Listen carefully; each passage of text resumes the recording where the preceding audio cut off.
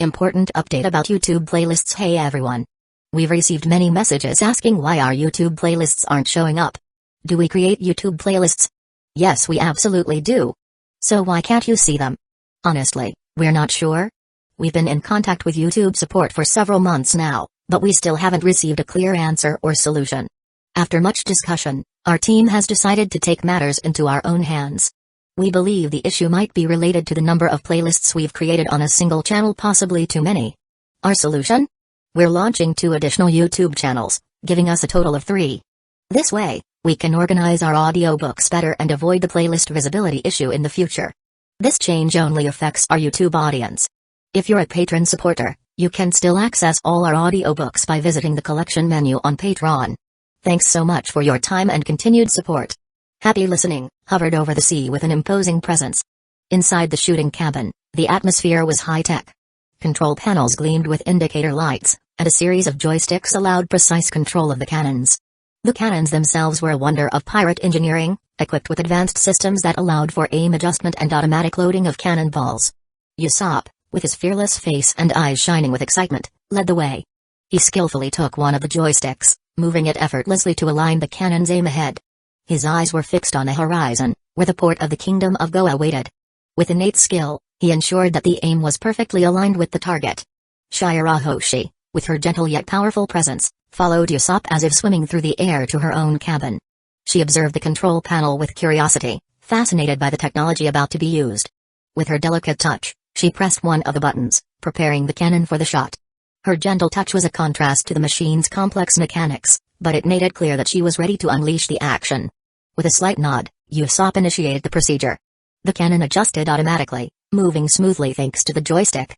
With a mechanical hum, the cannonballs were automatically loaded into the artillery. It was evident that the Straw Hats' pirate technology was ready to wreak havoc. As the Black Pearl advanced toward the panicked port of the Kingdom of Goa, Usopp and Shirahoshi used the advanced technology of the cannons to launch an explosive greeting that would shake the foundations of the kingdom and signal the imminent arrival of the Straw Hats. Boom! Boom! The first shots echoed through the front of the Black Pearl. The explosions were deafening, shaking the deck forcefully and sending clouds of smoke and debris into the sky. The advanced cannons, with their precise technology, hit the soldiers of the Kingdom of Goa directly positioned in the port. The explosions were surrounded by a bright flash and the thunder of impact. The soldiers, unprepared for the quick and fierce retaliation of the Straw Hats, were thrown to the ground, screaming in agony. These 2 are good at shooting. Lami commented as she watched the destruction caused by the cannons. Keep it up, we'll invade the kingdom as soon as we're done with this group of soldiers. Luffy announced, his voice filled with determination. He didn't hide his intentions to plunder the Kingdom of Goa, making it clear that there would be no mercy. Are we going to kill innocent people? Reijo asked, slightly alarmed by the brutality of the action. Luffy quickly corrected. Don't jump to that kind of conclusion. We don't need to kill to steal, just beat them if they don't want to hand over the treasures. His voice indicated that there was a code of conduct among the Straw Hats, even when they were about to pillage the kingdom. While the port was in flames, the Black Pearl continued to approach with its destructive arsenal, leaving a trail of chaos and destruction in its wake, preparing for its imminent invasion. Chapter 79, Plundering the Goa Kingdom 2. As the sun set on the horizon, casting a spectacle of golden and reddish hues across the sea, the port of the Goa Kingdom was shrouded in a fog of smoke and chaos. The Black Pearl, the proud pirate ship of the Straw Hats, had unleashed a devastating bombardment that had turned the once peaceful port into a scene of destruction. The cannons of the Black Pearl roared like beasts, launching salvos of explosive projectiles that erupted in flames and smoke. Once untouched buildings were reduced to rubble, while anchored ships were ablaze, their structures burning in a terrifying display. The imposing arrival of the Black Pearl had instilled panic, and local residents and soldiers were in full retreat. The port, once a site of tranquil commerce, was now ablaze and in chaos, with the sea waters reflecting the destruction the pirate ship had unleashed.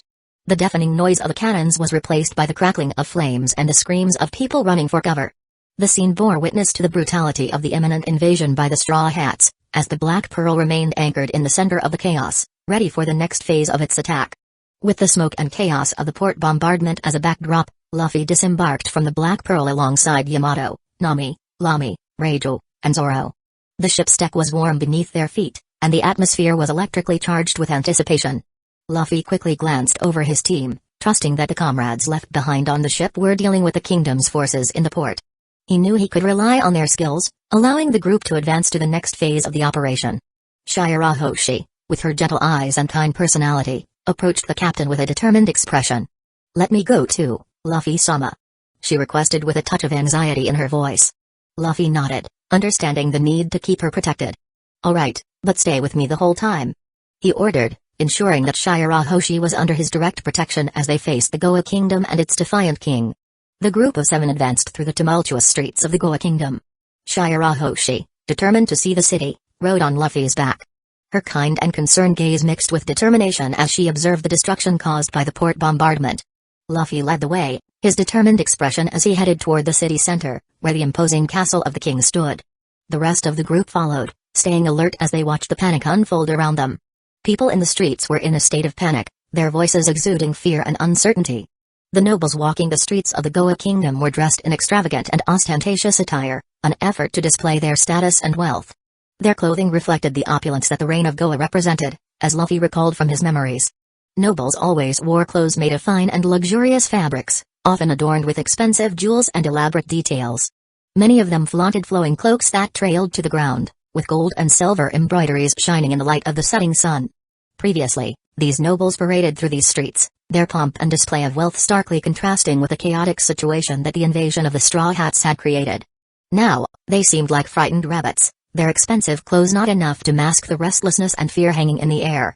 As the group passed by, words of disdain and hostility were thrown their way. "Accursed pirates! Go away! You scum! Do you have any idea what you're doing, robbing a kingdom?"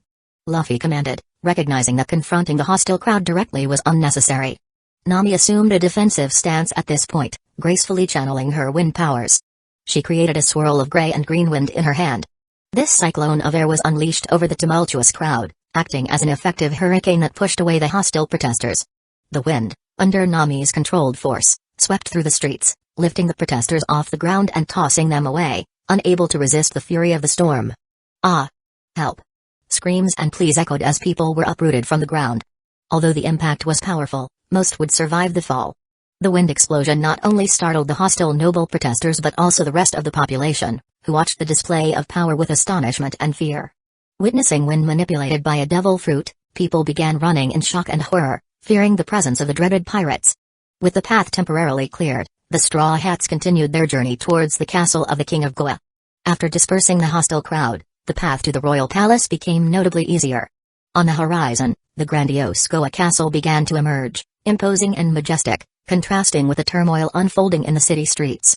When they finally spotted the castle's entrance, they were surprised to see a massive wall separating the castle from the city. This obstacle only confirmed the careful and defensive nature of the Goa kings. Lami commented. "Kings are quite cautious, aren't they?" Luffy nodded. "True, but nothing we can't handle." At that moment, one of the 200 guards stationed in front of the castle stood out, shouting accusations against the intruders. "Pirates! Do you have any idea what you're doing?" Luffy sighed, recognizing the cliché of the situation. He glanced at his companions, assessing the determination in their eyes. "Do you want to end this?" Luffy asked. "Of course," Zoro replied, drawing his sword from his waist with a determined expression. "That's easy," Lami commented, eager to join the action and prove her skill. Reijo, with a shrewd smile, suggested. "You can stay with the captain, we can handle them without you." Lami raised an eyebrow, surprised by the proposal. "Huh? I thought you would be the one to step aside." Reijo chuckled softly. "How about a competition? This will prove I'm better than you." Lami accepted the challenge, facing Reijo with determination. "So, who takes down more? Let's see if you're really useful, my rival." Reijo and Lami quickly advanced toward the 200 soldiers positioned in front of them. Both women were determined to showcase their skills and prove who was the better fighter. Reijo demonstrated her unique agility by launching a series of devastating kicks executed with grace and precision. Her movements were a dance of destruction as she neutralized opponents with her agile and powerful legs. Lami, on the other hand, brandished her sword and invoked the powers of her devil fruit, the Operation Fruit model, modification human. With a single movement, she altered the space around her and delivered swift, precise strikes, cutting through the space in front of her and creating invisible blades that affected the soldiers. Her combination of fencing skills and spatial manipulation made her a formidable opponent. The competition between the two was fierce, with Reijo showcasing her prowess with lethal kicks, similar to Sanji's fighting style, while Lami exerted her mastery over the Operation Fruit model, modification human and her sword skills. Each sought to outdo the other, and the count of fallen soldiers remained balanced as the fight continued. Hey, wait for me. Zoro exclaimed with a touch of anger in his voice, frustrated at being left out and eager to show his own skill. Reiju and Lami continued their intense competition, demonstrating their abilities with each bold move. The scene around them was filled with incapacitated soldiers, many still trying to recover from Reiju's powerful kicks and Lami's precise attacks. Spectators, including the other Straw Hat members, watched in admiration as the two women fought, driven by their fierce rivalry. Shirahoshi, watching the scenes on Luffy's back, exclaimed with enthusiasm. Lami-sama and Reiju-sama are so competitive. Luffy, still somewhat perplexed by the intensity of the competition between the two, commented. Something like that. Yamato, beside Luffy, asked. What do we do now? Luffy responded with determination. Let's see the king, they're already dealing with all the enemies. Nami, excited about the prospect of looting the royal palace, commented eagerly. Let's go, I can't wait to check out the treasures in that palace. As they advanced along the path dotted with incapacitated soldiers, it became evident that the competition between Lami and Reiju had wreaked considerable havoc on the palace guard. The ground was littered with fallen men, primarily due to the rivalry between the two women, leaving a trail of destruction in their wake. Luffy entered the palace with calm confidence, moving through the corridors now populated by knocked-out soldiers. The interior of the palace seemed like an extension of his home, filled with grandeur and opulence. Shirahoshi, noting the resemblance between royal palaces and her home in the deep sea, commented with a touch of surprise. It looks like my home. Nami, following closely, pondered the repetitive nature of royal palaces. I believe all kings have castles that resemble each other. Yamato, however, found a notable difference between the royal castle and the residence of her adoptive father, Kaido.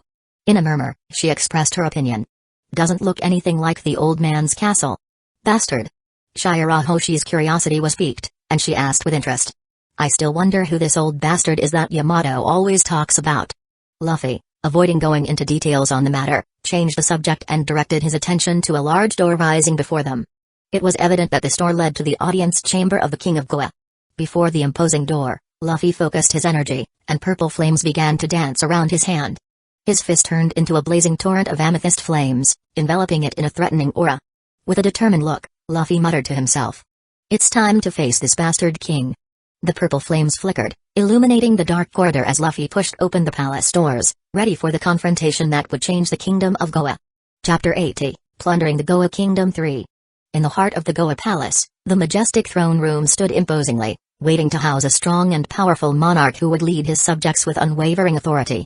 However, instead, a frightened young king occupied the throne, shouting orders incessantly. What do these pirates think they're doing, invading my kingdom? This is an outrage. Guards, protect my treasure at all costs. No matter what happens, do not let them get close to it. My own well-being is at stake here. These soldiers are expendable. They are here to protect me, after all. You soldiers are useless. Why aren't you doing anything to stop these pirates? These damn pirates. They have no respect for royalty. They're about to destroy my kingdom. Go, in these pirates. Don't let them reach the palace. Your Grace, the pirates are already here. Said a soldier, trying to keep calm. Useless. You can't let them reach the throne. And my life is more important, you must protect it. The king was visibly terrified, his pale face reflecting the fear consuming him with every word that escaped his mouth. The soldier's words had caused his courage to crumble, and he trembled on his throne. Please, sir, we must find a way out of this situation. Pleaded a noble, bowing before the king. They're about to enter the palace. We must consider surrender. Another noble, even more distressed, joined in the plea. King, please, think of our lives and the safety of the kingdom. Don't let your pride lead us to destruction. He was about to respond to his subjects, but the brief tense moment that had previously dominated the throne room was abruptly shattered, giving way to something much more terrifying. A deafening roar echoed through the chambers, making the chandeliers sway and the tapestries flutter, as if the very room were writhing in fear. The massive door guarding the entrance to the throne room was being brutally attacked. At the epicenter of this chaos was Monkey D. Luffy, the imposing figure leading the invasion of the kingdom of Goa. His face, now stern and mature, radiated fierce determination, and the amethyst flames enveloping his left fist intensified with each passing second. With a powerful strike, Luffy shattered the door in an explosion of wood and iron. Fragments flew through the air, filling the room with a cloud of dust, as if destiny itself were being challenged. Now, the throne room was vulnerable, and the impending confrontation was about to begin. Luffy was determined to face the king of Goa and claim what he believed was rightfully his. Boom. The door exploded with undeniable violence, shattering into pieces that scattered through the air. Smoke and dust filled the air, momentarily obscuring everyone's vision. As the mist of debris settled, Luffy entered the throne room, accompanied by Shirahoshi and the other members of his group. The impact of the pirates' entrance was immediately felt, leaving King Starry in panic and horror at what was happening in his own palace. In the throne room, Luffy saw Starry, who was seated in the main chair, his expression betraying all the fear consuming him. Beside him, a noble-looking blonde woman seemed equally surprised and concerned. Ministers and high nobles clustered around them, surrounded by what seemed to be royal guards, all of them now facing the pirates' invasion. King Starry. Luffy spoke amicably, displaying a smile that couldn't hide his defiant intent. Luffy approached Starry, his gaze serious and determined. The king, though terrified, still tried to maintain a facade of arrogance. "What do you think you're doing, pirate?" Starry tried to keep his voice steady despite the evident fear in his eyes. Luffy wasted no time on empty words. "I'm here to teach you a lesson. You can't just steal people and sell them as slaves, especially not my own people." The king nervously chuckled. "You don't understand, pirate. The mermaid is worth a fortune. I was only thinking of the good of my kingdom." Luffy tightened the fist wrapped in amethyst flames, causing the purple glow to intensify. "Money is not an excuse for what you've done. Shirahoshi is not a commodity, and I won't allow you to hurt her." Starry swallowed hard, feeling the weight of the situation bearing down on him. "What are you going to do?" Luffy looked at the king seriously. "I'm going to show you what happens when someone messes with the people I love." "You, pirate. Do you know what you're doing?" Starry shouted in panic. "You know, Starry," Luffy commented as he walked with the women behind him. "I've always wanted to meet you. You have such a ridiculous face. Who are you to speak of the king, scum?" The woman next to him arrogantly shouted. "What can I say, always wanted to meet Sabo's brother," Luffy said. "Sabo? That unworthy? You knew that scum, why should I be surprised? Good riddance that he died horribly," he said with arrogance and madness. Bang! The gunshot echoed through the throne room. "Ah! Your Majesty! King Starry! How dare you shoot a king, pirate? It hurts, my shoulder hurts. Someone make the pain stop." Starry screamed like a wounded animal, his face contorted in agony. Luffy quickly drew his weapon and shot the man when he uttered those arrogant words about Sabo. The bullet hit the king in the shoulder, making him scream even louder as he fell to the ground with the bleeding wound. Luffy felt his anger grow exponentially upon hearing Starry's disdainful words. It was thanks to this little shit and his parents that Sabo had to run away. He thought with fury, all the memories and emotions of his past life flooding into him at that moment. His hatred for Starry intensified even more, and hearing the king speak of Sabo in such a disrespectful manner infuriated him deeply. "Look, I don't care if you're a king. You should know we're pirates, and we do what we want. You should be aware of that when you send your dogs after us." Luffy spoke, his usual challenging smile replaced by a serious and relentless look. "Stop, you don't know who you're dealing with. That mermaid on your back is being sought by someone I can't refuse, and you definitely won't be able to fight," Starry retorted, a hint of arrogance in his voice. Luffy raised an eyebrow. "Oh? Then tell me, who could be so dangerous as to want my comrades?" he asked calmly, staring at the king with determination. Starry clenched his fists before revealing the dreaded name. "Those whom no one in this world can refuse, a celestial dragon," he shouted, and the mere mention of the name made Shirahoshi and Nami shudder in fear. Memories of the oppression and cruelty of the world nobles echoed in their minds. Shirahoshi, in particular, knew deeply what it meant to be a mermaid princess in a world where the world nobles considered humans as mere disposable toys. Shirahoshi held Luffy's hand firmly, and he noticed it. "A celestial dragon?" Luffy repeated the name with a hint of surprise. "Do you think that scares me, King? No matter who it is, no one touches the people I care about." Starry tried to regain some composure. "You're a fool, if you knew what they are capable of." Luffy interrupted him with a sardonic laugh. "I don't care what they're capable of. If they want a fight, they'll get a fight, and it won't end well for them." Shirahoshi squeezed Luffy's hand. "Please, don't do anything reckless." Luffy looked at her with a reassuring look. "I'll protect you, Shirahoshi. No one will hurt you." Nami, who had been silent until then, added firmly beside the trembling mermaid. "They don't know who they're messing with. They'll regret challenging us, trust Luffy." Feeling Shirahoshi tremble, Luffy began to seethe with rage at Starry's threat. "Do you understand that, pirate? You can't refuse a world noble. He wants that mermaid, and you will hand her over." Starry screamed like a madman. Luffy stared at him with indifferent eyes. You have no idea of the power of the world nobles, pirate. They rule the world, and when they find out you dared to interfere in their affairs, they'll come after you with all their might. Do you think you can face the world nobles and win? They have entire armies at their disposal. If you oppose them, your crew and everyone you love will be in danger. Just hand over the mermaid, Luffy. It's the only way to avoid the wrath of the world nobles. You don't want to find out what happens when they get angry. You are destined to bow before the celestial dragons. Yes, and I will become one of them one day, and everyone in this world will kneel at my feet. Starry had always nurtured the dream of becoming a world noble, maintaining contact with him and doing favors to gain influence. The mermaid in the room represented a great opportunity for him to secure some favors. Ha ha ha ha ha ha. You can't even touch me anymore because I'm being protected by a world noble. You, your home, and your family will be condemned for defying a world noble. You. Bang. A gunshot echoed in the room, leaving everyone in shock. The dust still hung in the air when Starry screamed in pain, "Ah! My shoulder!" The atmosphere in the throne room became even more tense, and everyone was petrified by the turn of events. This can't be happening. A shaky voice came from the king's lips. The rest of those present in the throne room were in shock. Some looked at Starry, while others stared at Luffy with a mix of fear and bewilderment. Shirahoshi, still trembling and frightened, hugged herself tightly.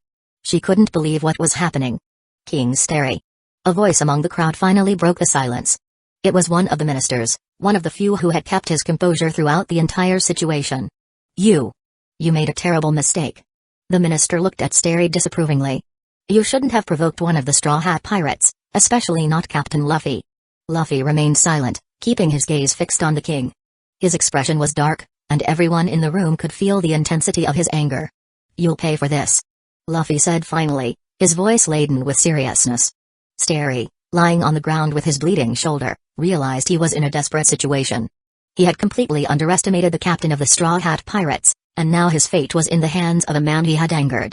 Yamato, take Shirahoshi, Luffy requested seriously, and the mermaid had to reluctantly get off Luffy's back. Luffy began to walk toward the fallen king at the feet of the throne, both shoulders bleeding, groaning in pain and being helped by his subjects. As Luffy advanced, everyone made way with evident fear in their eyes. No one wanted to face that fierce gaze of the captain, as it indicated that he would kill anyone there.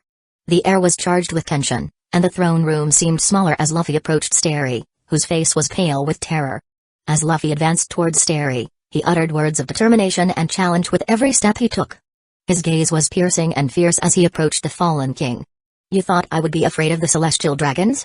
I'm not afraid of anything, Starry, Luffy declared firmly, his voice echoing through the throne room. Not even the world nobles can make me back down. And you made a mistake, thinking you could harm those I love. Every word that escaped Luffy's lips was loaded with fierce determination. He left no room for doubt. He was willing to employ all his strength to protect his friends and seek revenge for the injustice they had suffered. Starry, cornered and wounded, faced the captain of the Straw Hat Pirates with a mix of fear and remorse, realizing he had gravely underestimated his opponent. You know, even if the whole world is in flames, I'll protect my people, Luffy declared with conviction, feeling an uncontrollable power growing within him. He immediately identified the nature of this power and did his best to keep it under control, fearing it would cause a collapse in the room. However, a wave of energy burst from him, affecting everyone present. Fortunately, Luffy managed to prevent most from fainting, but a mysterious shockwave swept through the environment, sending shivers down everyone's spine. Those who were still conscious saw their knees weaken, some of them collapsing on the floor, while others recoiled in fear. Conqueror's Haki! Yamato exclaimed, surprised by what was happening. I managed to control it a bit, Luffy murmured to himself, making a conscious effort to suppress the power emanating from him. He refocused his attention on the King of Goa, relieved to see that he was trembling in fear but still conscious. To Luffy, killing someone unconscious was not something he would do, even when it came to the worst enemy. Luffy advanced ruthlessly towards Starry, his hand holding the gun with determination. The nobles, who until then had been on the king's side and hadn't fainted, still able to move, retreated in fear before the imminent threat. Luffy's eyes were fixed on the fallen king, and he aimed the gun directly at Starry, keeping him in his sights. Each step of Luffy echoed in the throne room like a sentence of condemnation, a sound that seemed to decide Starry's fate. The silence that hung in the air was interrupted only by the groans of pain from the wounded king. Luffy advanced, his determined gaze fixed on the fallen king, while he held the gun firmly. Wait. Monkey D. Garp was born on this island. If you're not afraid of the celestial dragons, know that killing me will make the hero of the Marines hunt you down. Starry shouted in despair, trying to play any card that might be at his disposal. He was an arrogant king, confident in his position, but now he was completely vulnerable. Funny, my name is Monkey D. Luffy. You know what that means, Starry? Luffy smiled with dark humor, leaving everyone in the room intrigued and eager to understand the connection between the two names. The pieces of the puzzle began to fit in the minds of those present. Unfortunately for you, not even my grandfather can stop me from putting a bullet in your head. Luffy's voice was calm and cold, contrasting with the emotional turmoil Starry was feeling. Wait. Bang. Thus, in an instant, Luffy pulled the trigger, and the sound echoed through the room as the bullet found its target. Starry, the king of Goa, fell, his arrogance and power now useless in the face of the ruthless justice of the captain of the Straw Hat Pirates. The ensuing silence was deafening as everyone absorbed the brutal reality of the situation. Chapter 81, Plundering the Goa Kingdom 4. The nobles and soldiers still conscious in the throne room of Goa stared at the scene before them, letting silence dictate the narrative. Their faces revealed a mix of shock, fear, and disbelief at the sudden turn of events. Some were expressions of pure astonishment, with wide eyes and slightly open mouths, as if they couldn't believe what their eyes were witnessing. Others appeared apprehensive, sweat starting to bead on their foreheads as they grasped the magnitude of the situation. And there were those whose features showed pure indignation, as if confronting a king were an unacceptable crime, but reality had forced them to face this new dynamic. All of them envied their colleagues who had fainted from Luffy's aura, sparing them from witnessing the scene that would haunt everyone for the rest of their lives. The atmosphere in the room was tense. Where there had been arrogance and superiority, there was now a sense of vulnerability. No one dared to utter a word, fearing to unleash the captain of the Straw Hat Pirates' wrath even further. They were silent witnesses to a revolution that had completely transformed the situation, and there was nothing they could do to reverse what was happening. The nobles gazed at Starry's body, lying on the floor like a felled animal, unable to hide the incredulity and fear in their eyes. A collective whisper began to rise in the room as they exchanged hushed words. The king. Is he dead? It can't be. How did this happen so quickly? The captain of the Straw Hat Pirates. He really killed our king. I can't believe what my eyes are seeing. Our king. This can't be happening. He was our ruler, and now he's dead, like anyone else. These pirates. They are dethroning us. The room was immersed in a mixture of shock and terror as the nobles processed the reality that their king was dead, and a group of invading pirates was now in control of their fate. It was an unthinkable and terrifying twist for those who once considered themselves untouchable and powerful. Luffy looked at the petrified nobles, his eyes cold and determined, leaving no doubt about his intention. However, surprising everyone in the room, he asked a polite, albeit authoritative, question, "Can you tell me where the treasure room of this palace is?" The nobles, in shock over the death of their king, exchanged glances and stuttered in response, It's in the basement, down the corridor to the left." Luffy nodded with a head gesture and turned to his crew, particularly to Nami, with a determined look. "Nami, go to the treasure room and see what valuable items we can take. Yamato, help her break into the safe." The women nodded at Luffy's words. Nami and Yamato quickly headed towards the treasure. Meanwhile, Luffy took the mermaid and turned his attention to the guard still in the room, terrified. "Soldiers, clean the king's body from here and the dirty floor," Luffy said. The nobles and soldiers, still in shock, hesitated for a moment. However, Luffy's firm and resolute gaze made it clear that he was not someone to be challenged. Finally, one of the bravest nobles decided to take the lead. "Come on, we'll all help remove the body," he said to the other nobles and soldiers, who nodded in agreement. Together, they approached the body of the former king Starry and began to move it carefully, taking it out of the throne room. Others grabbed mops and began to clean the floor where Starry had fallen. "You must be tired, princess. Come, let's sit and wait for the others," Luffy simply said before starting to walk. After the place was clean and Starry's body removed, Luffy walked to the vacant throne. He looked at the majestic royal chair for a moment, contemplating the irony of his situation. Then, he calmly sat on the throne before turning his eyes to everyone in the room. Shirahoshi, who was beside him, climbed onto Luffy's lap and hugged him with a shy yet grateful look. The mermaid princess felt secure in the captain's arms, and her expression showed the trust she placed in him. While Luffy looked at the nobles and soldiers, they had no choice but to watch in silence. The throne room now belonged to the captain of the Straw Hat Pirates, and the sight of Luffy sitting on the royal throne of Goa with a mermaid in his lap seemed like a representation of power and audacity. Luffy reflected on what they would call him now, his name echoing throughout the world after this audacious act. What would they call me now? Luffy pondered, his mind filled with thoughts on how the world would react to this act. Hero, Villain, usurper, kingslayer, demon? I guess I'll find out soon. While the nobles and soldiers watched with eyes full of fear, the captain of the Straw Hat Pirates was determined to move forward, no matter what name the world chose to give him. Luffy looked at Shirahoshi and smiled, feeling more determined than ever to protect those he loved and seek revenge against those responsible for trying to steal the mermaid princess from him. Shirahoshi's eyes met his, and in her gaze, there was a mix of gratitude and trust.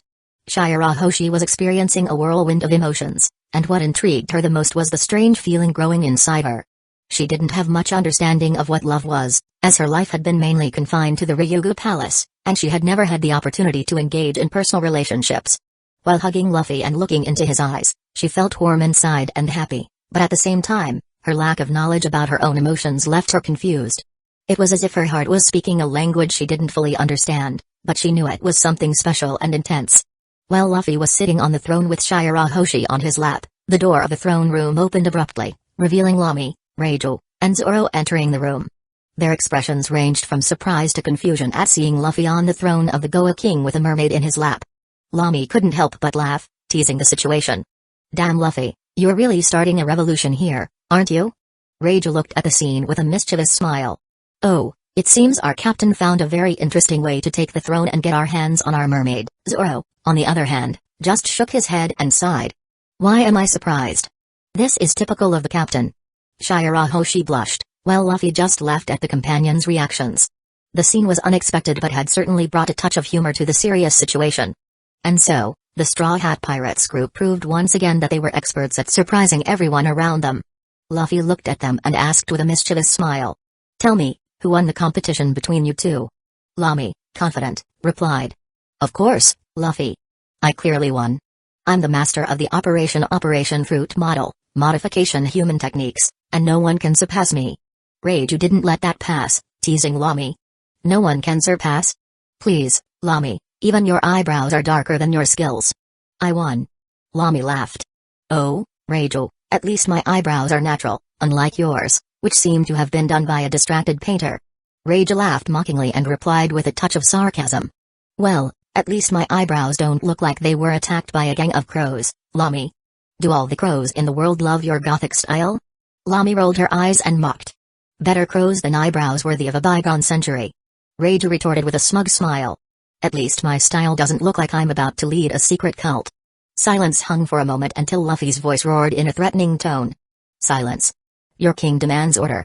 The room trembled under the weight of his voice, amplified by his more fruit model, amplify human devil fruit ability. Always wanted to do that. Luffy murmured before facing the nobles who were watching him attentively. This kingdom has already been conquered, and my revenge has been consummated. I leave a warning to the whole world, I don't care who you are, if you try to harm my people, I will retaliate. Now, ministers, spread the order that all kingdom soldiers must surrender and stop attacking. Announced Luffy with authority. One of the nobles nodded in fear and quickly left the room. Everyone who had fallen before was already conscious, but seeing Luffy sitting on the throne in front of them meant one thing when Starry was no longer in their sight. Let's head to the treasure now. I want to see how much gold is in there, and Nami and Yamato should be breaking the vault at this moment. Declared Luffy. He left the room, accompanied by a terrified minister who had no choice but to guide him to the castle's vault. As they walked through the corridors and ascended into the basement, the sound of explosions echoed, indicating that Yamato was breaking the vault under Nami's guidance, who knew the weaknesses of the armored boxes well. Inside the castle's vault, an unimaginable wealth awaited the Straw Hat Pirates crew. Luffy and some of his companions were left speechless before the pile of gold, jewels, and treasures of all kinds. The shine and reflection of precious gems filled the place, casting fascinating glimmers of light on the walls and ceiling. Nami was particularly enchanted, as her eyes gleamed with greed while assessing the fortune unfolding before her. Zoro watched with a serious look, perhaps imagining new swords and high-quality equipment to add to his collection. Shirahoshi, who was in Luffy's arms, observed the treasure with curiosity, as it was a completely new sight for her, coming from the Deep-Sea Kingdom. Yamato looked at the treasure disinterestedly. Lamy, on the other hand, only cast a brief glance at the treasure and lost interest, returning to focus on other matters of her personal interest, while Reijo did the same. Luffy, on his part, smiled with satisfaction as he contemplated the treasure, ready to add more money to the system. Luffy then announced enthusiastically, "Everyone, before we take everything, you can grab whatever you want. Whatever shines and catches your eye, it's yours." Nami wasted no time and began examining stacks of gold coins and jewels, choosing some of the most precious gems and stacking them in a bag. Zoro picked up a sword that looked especially sharp and well-crafted, swinging it to feel the perfect weight in his hands. Shirahoshi, fascinated by all the colors and shines, chose a series of pearls and shells that seemed tailor-made for her. Yamato stood by her side, uninterested in the treasure but happy to see her so amazed. Lami and Reija briefly looked at the treasures but soon got distracted by their own activities, as material wealth was not their main focus. Luffy waited patiently as his friends selected their items. Once they were done, he began taking piles of gold coins and jewels and transferring them to his system, using his mythical zone abilities. In no time, everyone had what they wanted, but there were still many stacks of gold remaining. Luffy then took a generous amount and kept it for the others, sucking up all the rest into the system, clearing Goa's national treasure. System, you've just added 4,210,000,000 Baileys to the store. Chapter 82, The Goa Kingdom 5. Goa, a place where peace reigned, and the concerns of the world seemed distant, despite its dark secrets, most people lived well here. But like many stories, calm precedes the storm, and on a day that would be etched in the annals of the island, the kingdom's tranquility was shattered. Until that day, Goa remained untouched by the turbulence that often plagued other lands. Its nobles lived their lives amid luxuries, occasionally drawing the visit of a world noble, while the citizens enjoyed a simple and fulfilling existence. However, after a direct order from the king himself, along with his top warriors, the kingdom plunged into a completely different state than it used to be. The king's order, to capture Shirahoshi, a mermaid in a pirate crew in East Blue at the request of a world noble approaching those waters, which should have been a simple capture order handled by trained soldiers who could deal with anyone in East Blue, turned into a unilateral massacre against them, leading to the death of almost the entire elite team when they realized how terrible the force of that crew was. This reckless decision was also the spark that led Luffy to retaliate with an attack on the Goa Kingdom. The captain of the Straw Hat Pirates, driven by his bond with the Mermaid Princess and his unwavering commitment to protect those he loves, unleashed an unprecedented and open attack on Goa. The king's decision provoked the pirates' wrath, marking the beginning of a revolt that would shake the foundations of established power in Goa, ending all the tranquility that existed in this place. The arrival of a figure like Luffy was marked as a day that would be engraved in the annals of history.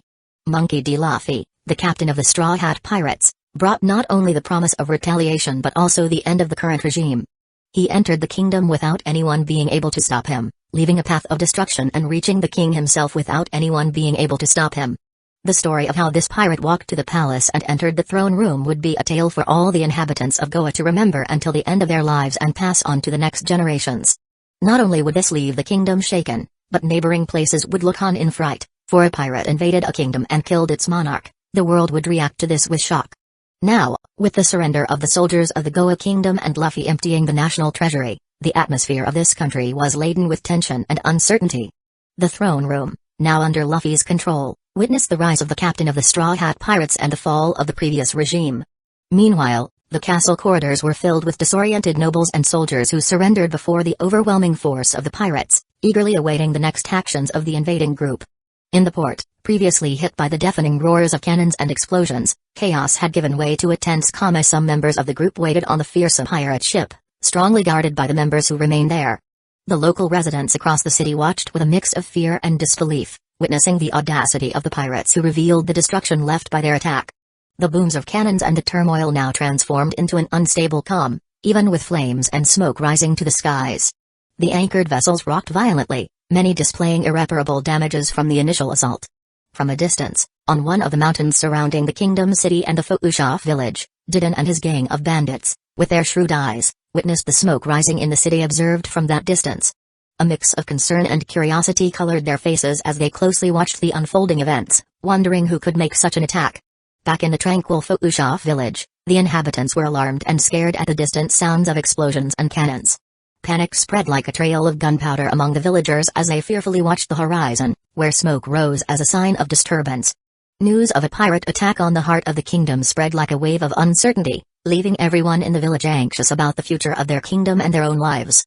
Didon, like the other inhabitants of Fuusha, shared the apprehension in the face of the unknown. The restlessness in the air was palpable, yet they were still unaware that the epicenter of this revolt was led by someone they knew well. Their former energetic troublemaker, Luffy, and now the feared captain of the Straw Hat Pirates. Meanwhile, back in the throne room of the kingdom. With the throne room once again under Luffy's control, The captain of the Straw Hat Pirates seated himself on the imposing throne of Goa for the second time after robbing the treasury to finalize his orders. His eyes swept across the room, observing the nobles and soldiers who witnessed the entire scene of his cruelty and those recovering from the impact of the conqueror's hockey. The atmosphere was still tense, but Luffy wanted to make his plans clear for this kingdom before leaving the city. Listen up. Luffy raised his voice, projecting an authority that immediately silenced the room. We're not here to destroy this kingdom. Our grievances are with the old regime and its actions against my people. Now that Starry is out of the way, I want peace and prosperity here. The nobles, still fearful, listened attentively. Yamato, Lamy, Reiju, and Nami stood by Luffy's side, while Shirahoshi continued to sit in Luffy's lap, her tail swaying like a cat receiving affection. Zoro stood apart with a bored look, not wanting to get involved in politics. Ministers, you now answer to me. I want a peaceful transition to a new government, free from an arrogant king. I intend to bring in an ideal candidate to lead this country, where everyone can live in peace. Luffy spoke with conviction, and his words echoed in the throne room. The ministers looked lost, some still uncertain, but Luffy's message was clear, change was coming. However, some expressed their discontent. Noble 1, wait a moment. A pirate wanting to put a new king in Go? This is absurd. Noble 2, how can we trust you? Pirates have no morals or loyalty. Luffy, it's not about me being king. It's about bringing peace and a strong, fair government. I won't stay here ruling over you. I want someone reliable to lead. Noble 3, who can guarantee that the new leader won't be as bad as the previous one? Luffy, I'll bring in someone powerful, someone with a devil fruit, and who is native to this kingdom.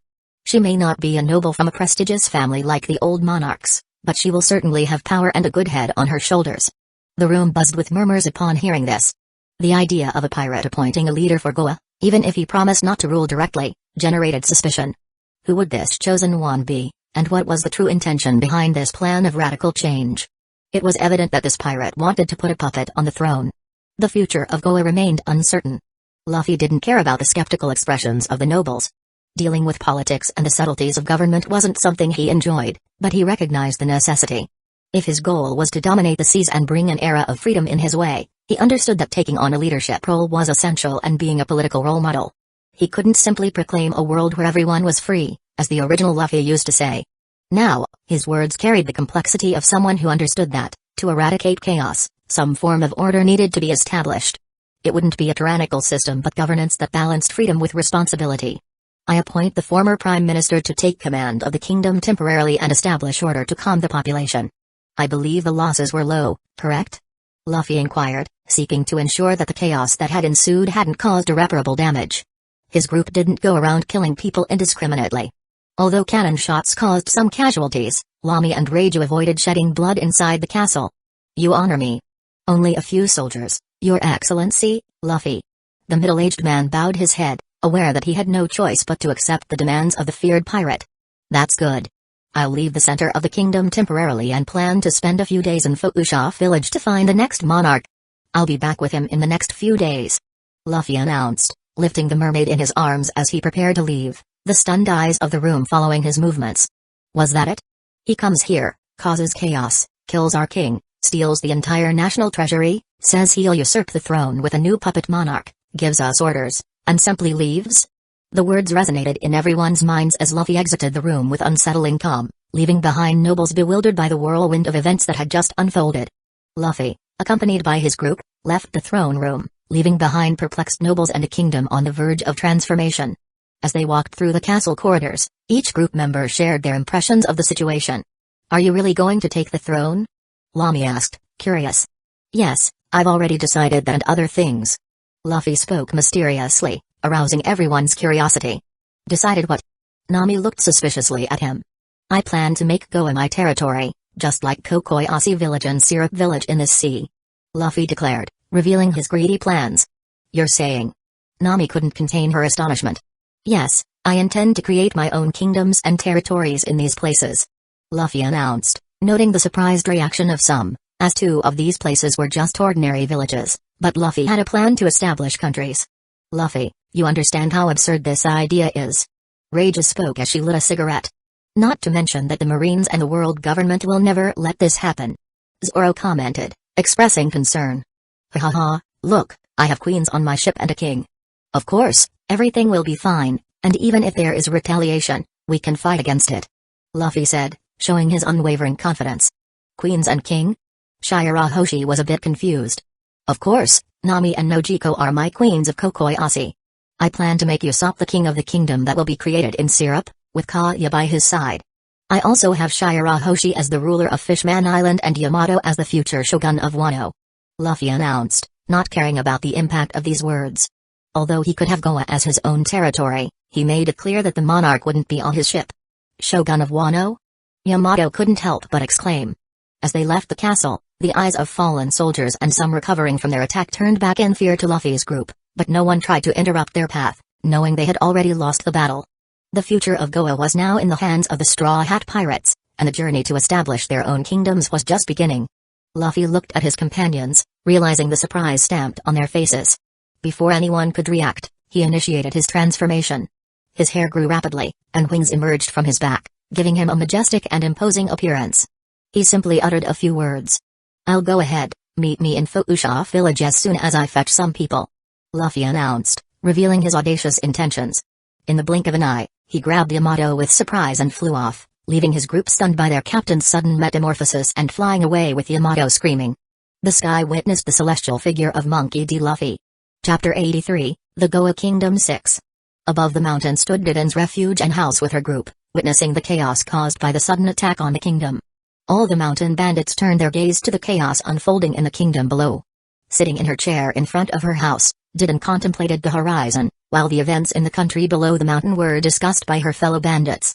The sound of restless voices permeated the atmosphere. The group of bandits exchanged ideas and concerns about the unfolding events. The news of the invasion led by pirates was not a surprise to the woman leading the bandits, but the audacity of a pirate doing this here was still unbelievable to her. Curly Diden, a robust and authoritative figure, was leading the conversation at the moment. I've received news of what's happening down there. The Goa kingdom is turned upside down by a pirate. Diden said with a serious expression. That's true, boss. It seems like a group of pirates is wreaking havoc. One of the subordinates said. Pirates attacking Monkey D. Garp's kingdom? That's unbelievable to me still. This place used to be untouchable. Diden frowned. They're attacking the port, we don't have more news beyond that. Another subordinate murmured. This isn't something that happens every day. We need to stay alert. Diden complained, crossing her arms. What should we do, boss? A third subordinate asked. First, let's keep an ear to the news. Secondly, we need to ensure Fuusha is safe. We don't know how this situation might affect us up here. Diden spoke seriously. And if they come up here, boss? Another member commented. Then, we'll be ready to receive them. Pirates are always a problem, but we'll show them they can't mess around here without facing the consequences of the mountain bandits. Diden growled with determination. The place echoed with the seriousness of Curly Diden's words as her subordinates prepared for the upcoming confrontation. Boom.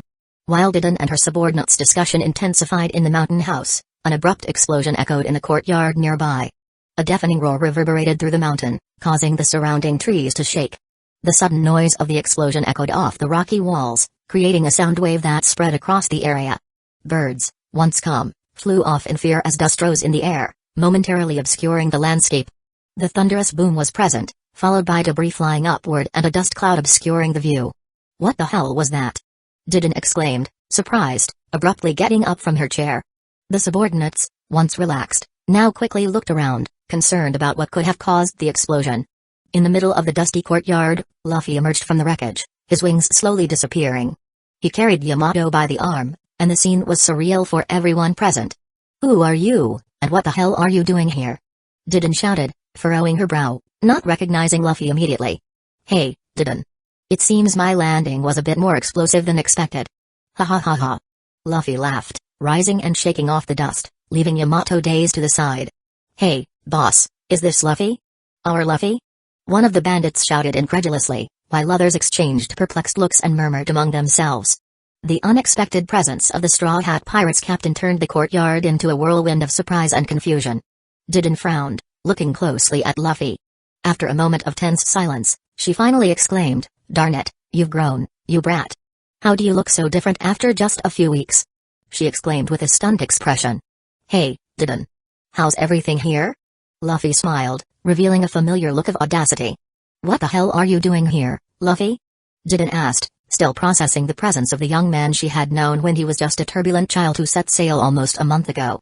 It's a long story, but I needed to stop by. I've got some things to do, and I wanted to see you guys.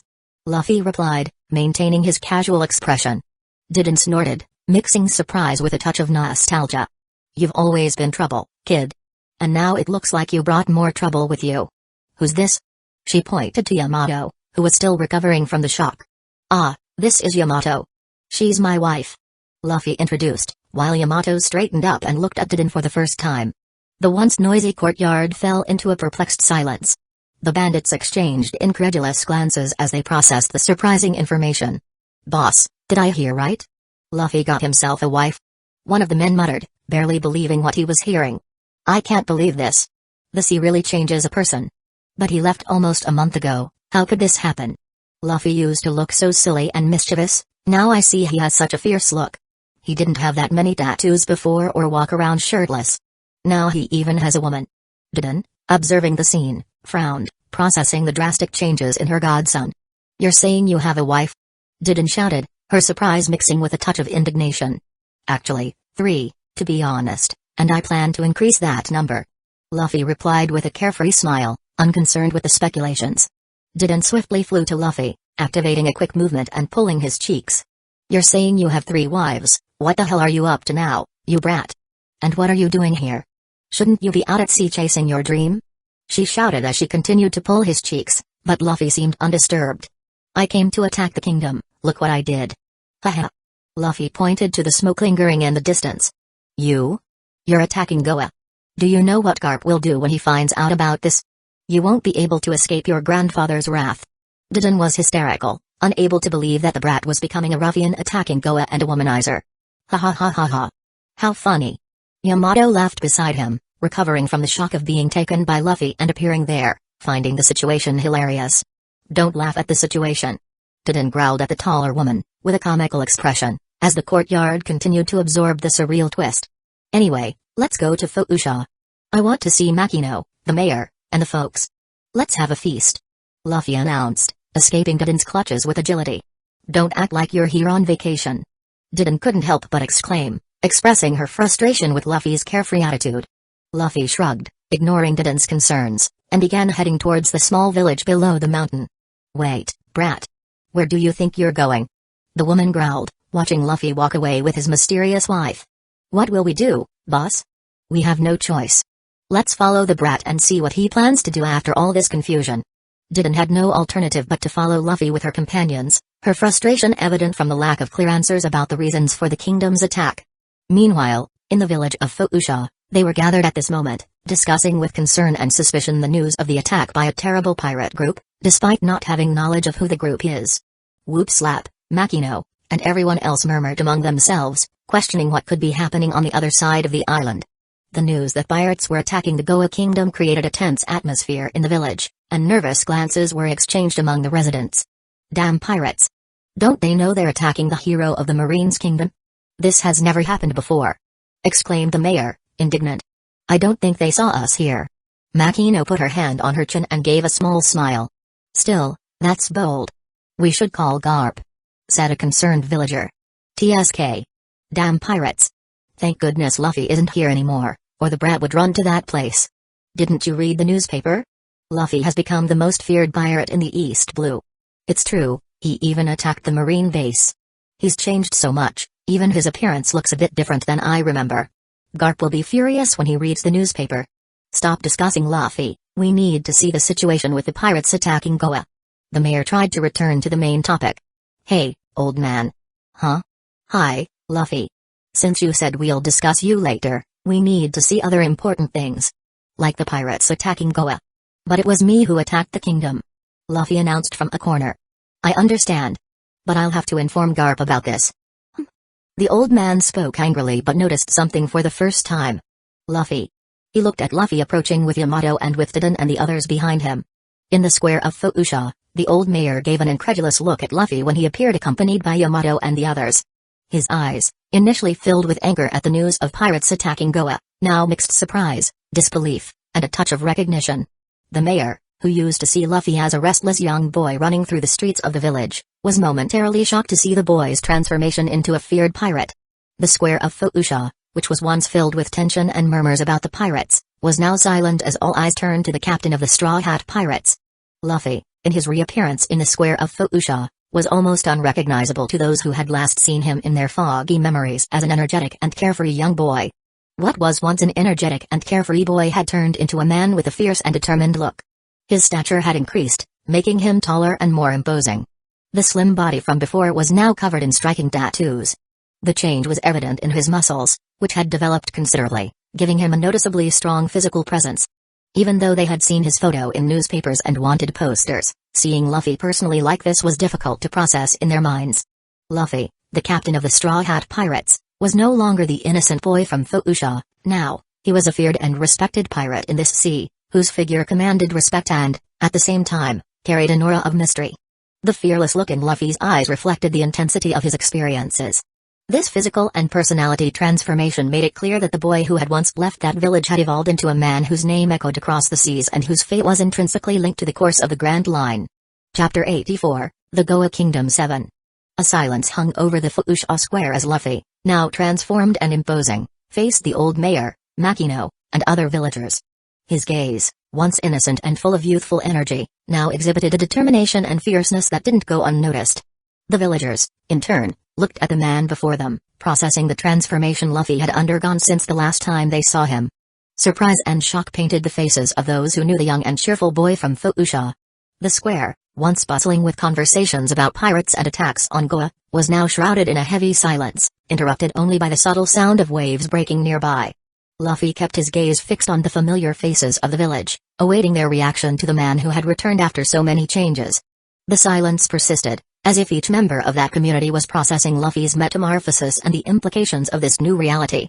Despite the initial surprise at Luffy's impressive transformation, the villagers didn't see that change as abnormal or strange. Understanding Luffy's peculiarity since his return to this world, where his physical features and appearance were different, they comprehended that the young man had manifested this specific desire. Despite the radical transformation and the initially peculiar look that Luffy sported, the village people recognized the essence of Monkey D. Luffy, the boy who was born and raised among them. Even in the face of evident changes, familiarity persisted, and they saw beyond appearances, understanding that, deep down, that robust man was still the same Luffy they knew and loved. Makino was the first to react to Luffy's presence in the village, taken aback by the remarkable transformation of the boy. She stared at him for a moment, wide-eyed, before breaking the silence with a mix of surprise and joy. But what? Luffy? Is that really you, Luffy?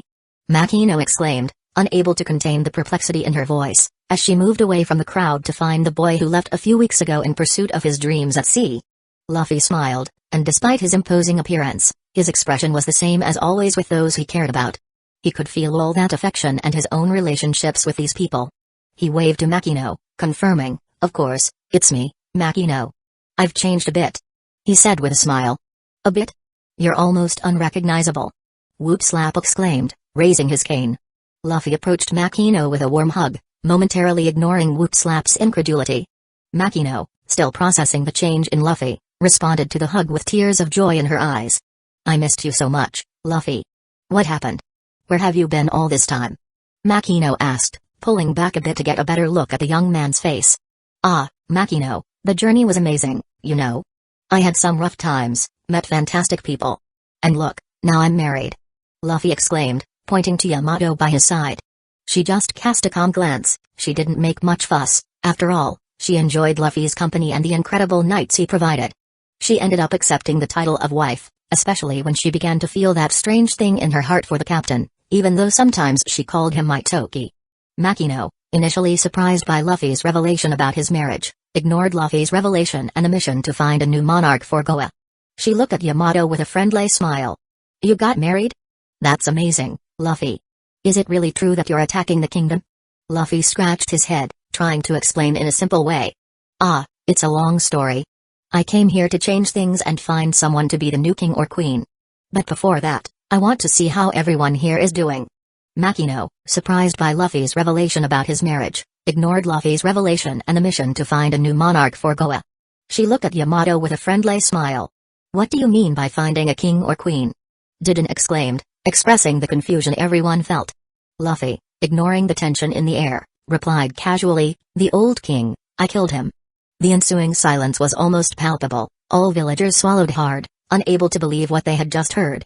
Meanwhile, Didon and the other bandits, still processing the information, fell silent after Luffy confessed to killing the former king. The notion that the boy who used to be a troublemaker had become a kingslayer and spoke about it so casually left everyone dumbfounded. Whoop Slap, furious at Luffy's revelation about killing the former king, raised his cane, glaring at him with eyes full of indignation. "You killed the king of Go?" he shouted. Whoop Slap, "Do you really think you can change things this way?" Luffy questioned, maintaining his casual tone despite the tension in the air. He smiled at the man, while Makino, for the first time, put a hand to her stunned mouth. "Kid, have you lost your mind? How dare you kill the king of Goa? And what will Garp say when he finds out? You're defying the Navy and justice." Whoop Slap responded with evident fury in his voice, referring to Luffy's grandfather, Vice Admiral Garp. Unfazed, Luffy retorted, "The Navy and justice never cared about the common people here. I came to change that and give Goa a fresh start. I still remember how the people of that town looked at the rest of the island. They even killed by burning the entire dump when I, Lucy, Ace, and Sabo were together, before Sabo's tragedy." Whoop Slap's eyes sparked with anger. "You have no idea what you're doing, kid. Garp won't let this slide." Luffy, still smiling, replied, "Then let me talk to Garp when he arrives. I have things to discuss with him too." Luffy, "You shouldn't anger your grandfather like this." Makino tried to warn the young man. "Don't worry about it, Makino. I'll deal with the old man when he gets here." Didon, "Did you teach Luffy to be like this over the past few years?" Whoop Slap asked the woman because this Luffy was much more ruthless than he remembered, and he wasn't even afraid of Garp, which was very strange. Didon, looking at Whoop Slap and Luffy, was also perplexed by the situation. She frowned and crossed her arms, trying to process the information. Whoop Slap, "I don't know what's going on here. This isn't the Luffy we know.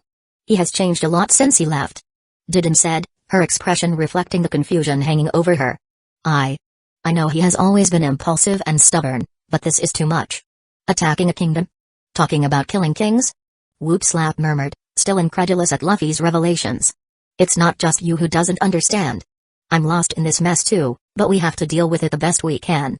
Luffy is going to be Luffy, whether we understand it or not," Didon replied, her eyes narrowing as she observed the boy who now bore the responsibility for his actions.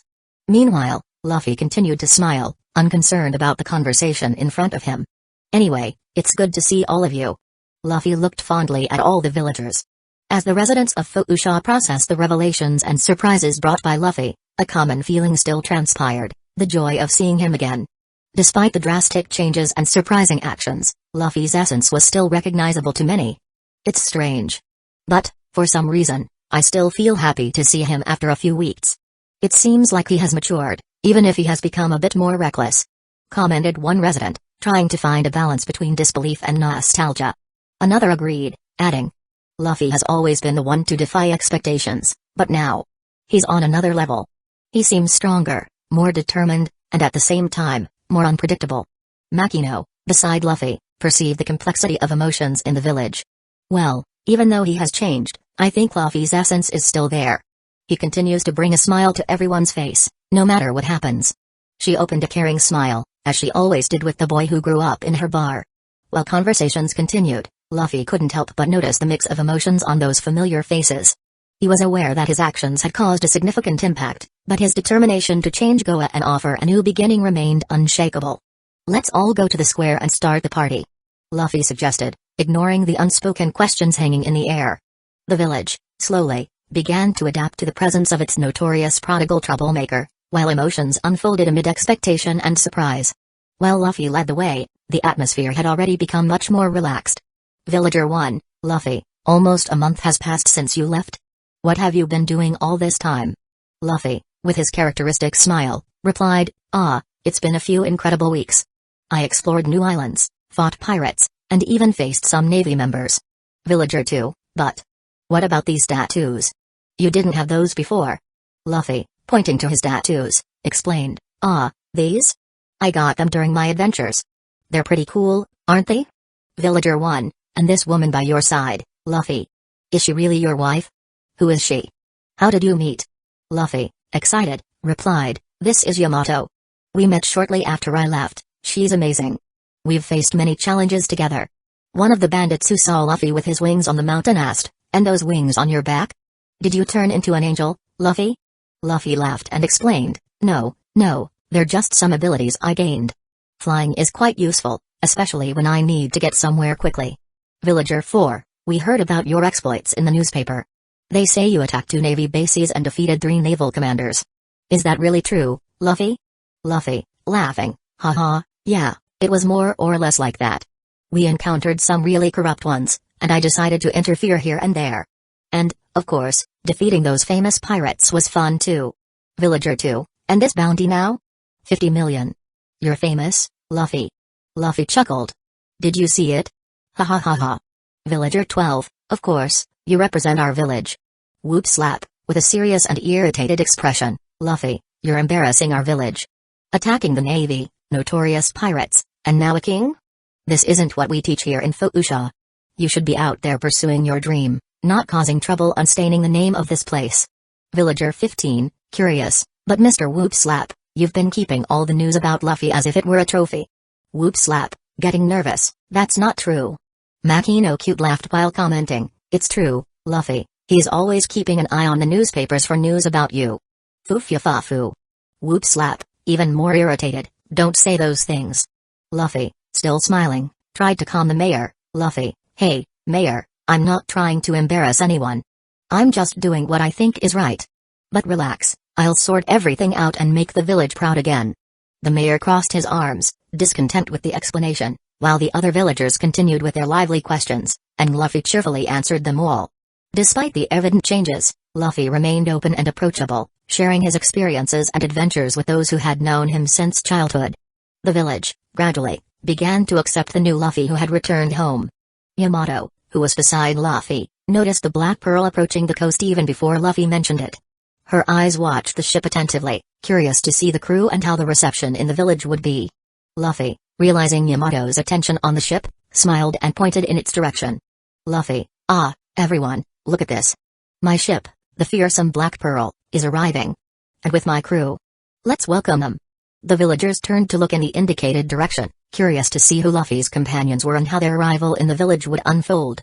The ship approached with a skull and straw hat flag waving, a familiar symbol to everyone who knew the Straw Hat crew. That darn kid became a true pirate in a matter of weeks, distancing himself from the village. Garp won't be happy with this. Grumbled Whoop Slap, expressing his irritation at Luffy's impressive transformation. Chapter 85, The Goa Kingdom 8. The waves gently broke on the shores of Foucha, while the golden sun shone cheerfully, seemingly oblivious to the lingering smoke of destruction still rising in the Goa Kingdom. The sky, however, appeared indifferent. Back at sea, on the island's coastline, a dark figure emerged on the ocean's surface. An imposing silhouette cut through the water, and the distinctive emblem of a skull with a straw hat was visible on the mainsail. It was the Black Pearl, the ship carrying the fearless crew led by the now infamous Captain Monkey D. Luffy. Villagers, gathered to welcome Luffy's companions, watched with fascination as the ship arrived. An air of anticipation mixed with curiosity hung in the atmosphere, eager to witness the faces accompanying the Straw Hat Captain on his journeys across the vast ocean. The Black Pearl glided gracefully through the water, approaching the shore with an unusual elegance for a pirate ship. The mainsail fluttered vigorously, as if greeting the village before it. The boards creaked softly under the weight of the ship, announcing the imminent arrival. The atmosphere was charged with expectation, and a mix of emotions swept across the faces of the villagers, waiting to receive Luffy and his crew in the welcoming village of Foucha. The large ship came to a stop next to the port, but a winged silhouette shot out from the ship, heading straight for Luffy as soon as the ship anchored. Boom. The ground exploded with the high speed of that winged shadow. Luffy, you jerk. Everyone saw Luffy being tackled by a girl with white wings on her back, flying directly at him. The impact raised dust, causing the ground to crack and break. But when the dust settled, everyone saw the boy holding the woman in his arms. The ground was pressed by Luffy's feet, who remained steadfast even with the impact of Nami without diminishing his strength. How can you disappear like that? She shouted, a bit displeased. She knew Luffy was strong, so she didn't bother flying towards him since she wanted to teach her reckless man and captain a lesson sometimes. Nami. Luffy smiled at his mischievous woman. Everyone looked at Luffy with curiosity, witnessing Luffy's strange relationship with his girl. How do you vanish after saying those things? I started to realize that you wanted me to become a queen, and... She was frustrated, Her words lost as Luffy kissed her in front of everyone. Everyone was stunned by this. The wide-eyed villagers witnessed the unusual scene. Whoop Slap crossed his arms, even more annoyed by Luffy's recklessness. Luffy, after the kiss, laughed loudly and turned his attention to the crowd. "Hey, guys. This is Nami, the queen of Kokoyashi, and my navigator." Nami, still a bit dizzy from the kiss, snorted and whispered embarrassedly to Luffy. "You shouldn't have done that in front of everyone." "Ah, relax. They need to get used to us." Luffy replied with a mischievous smile, unconcerned about the reactions around him. "Hey, Luffy, how can you kiss this girl in front of your wife?" Makino gave an unsatisfied look to Luffy. Yamada remained calm, as if it were a normal occurrence, accustomed to her captain. She stopped with the jealousy she used to openly display and just smiled. "Ah, she's my wife too." Luffy simply shrugged, causing a new uproar. "She has wings, is she an angel?" Luffy has 2 wives. "What the hell is this?" "Luffy, you've become a playboy." "Darn Luffy. He even got 2 beautiful wives." "Always knew that boy knew how to deal with women. In fact, he has 3. Commented Didon. 3? Yes, he said he has 3 wives before coming here. Surprising, isn't it? Luffy.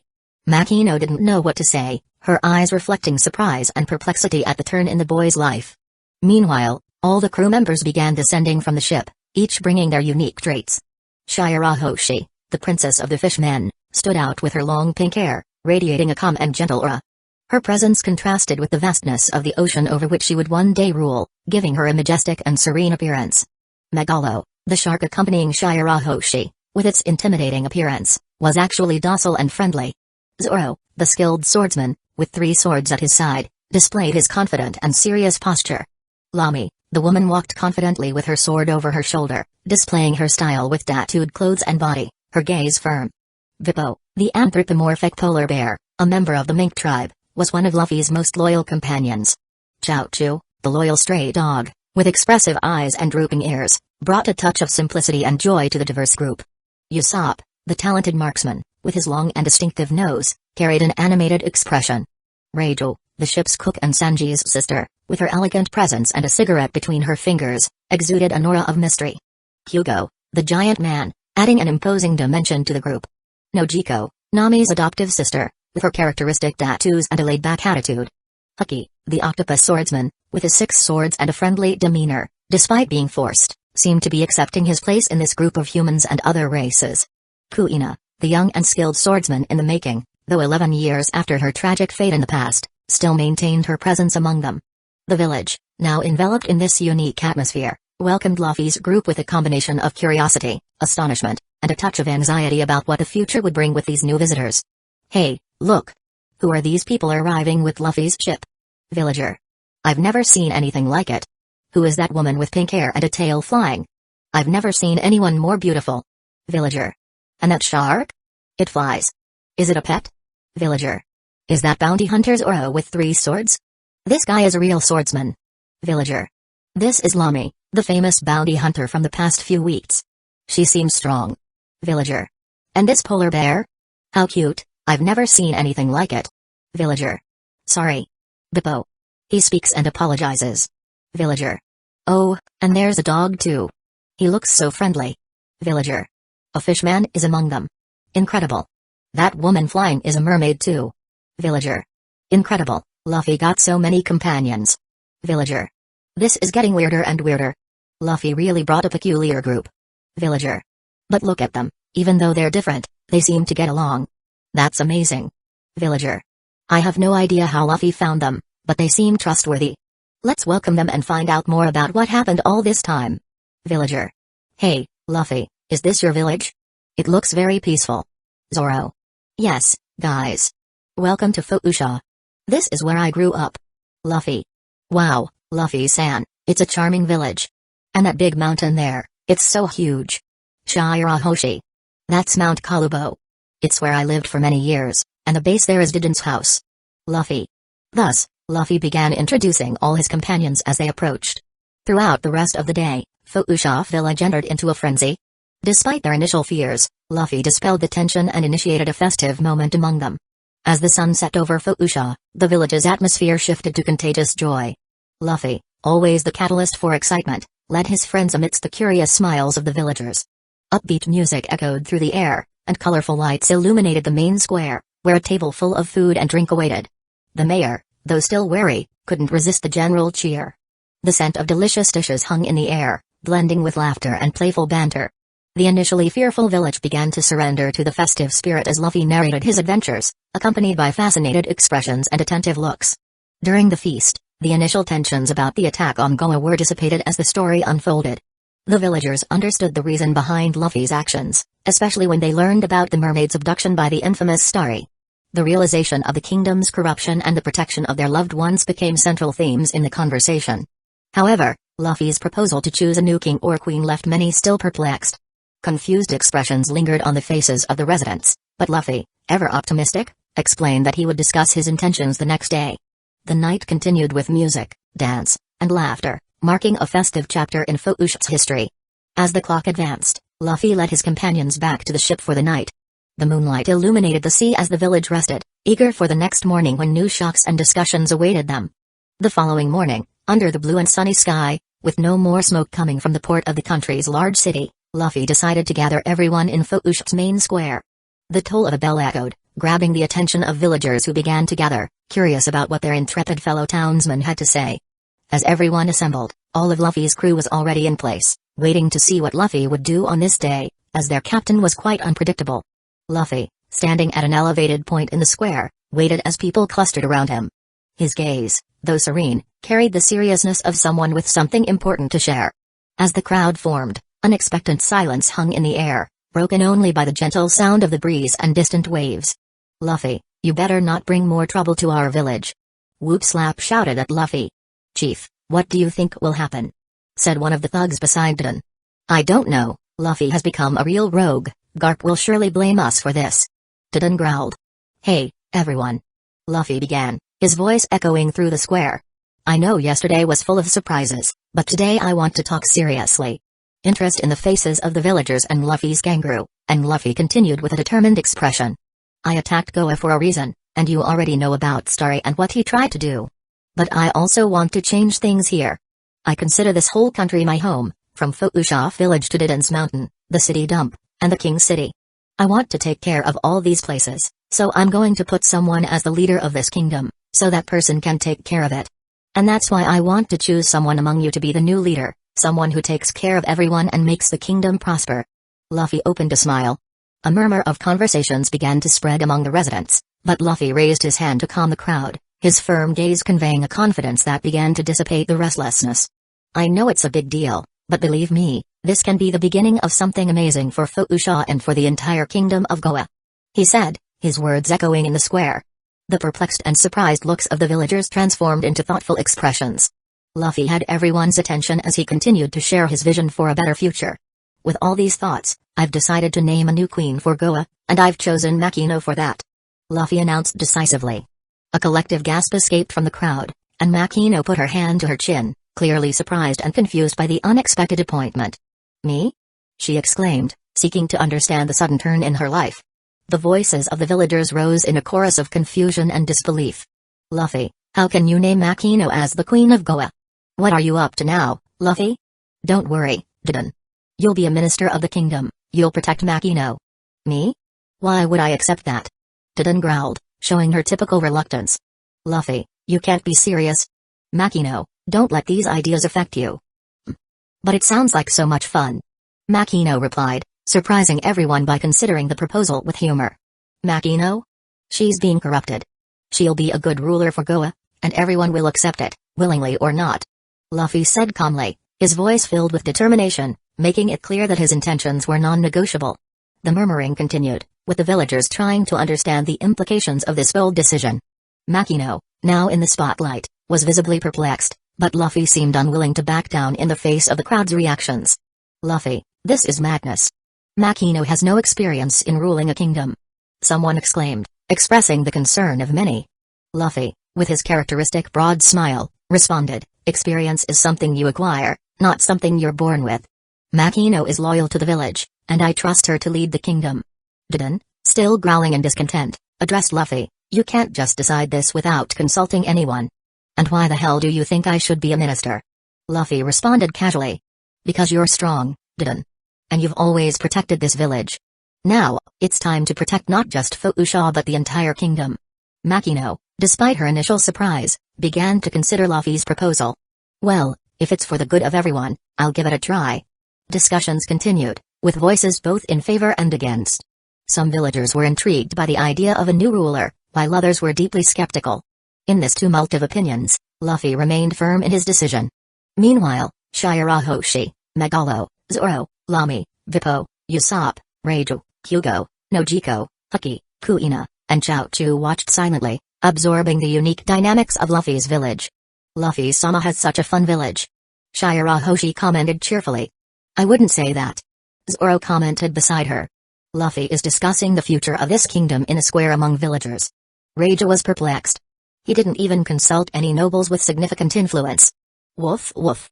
The captain is so determined to make this change, but there will be problems. Traditional nobles of Goa may resist Makino's leadership, especially if they feel their interests and privileges are threatened, as Makino is a commoner.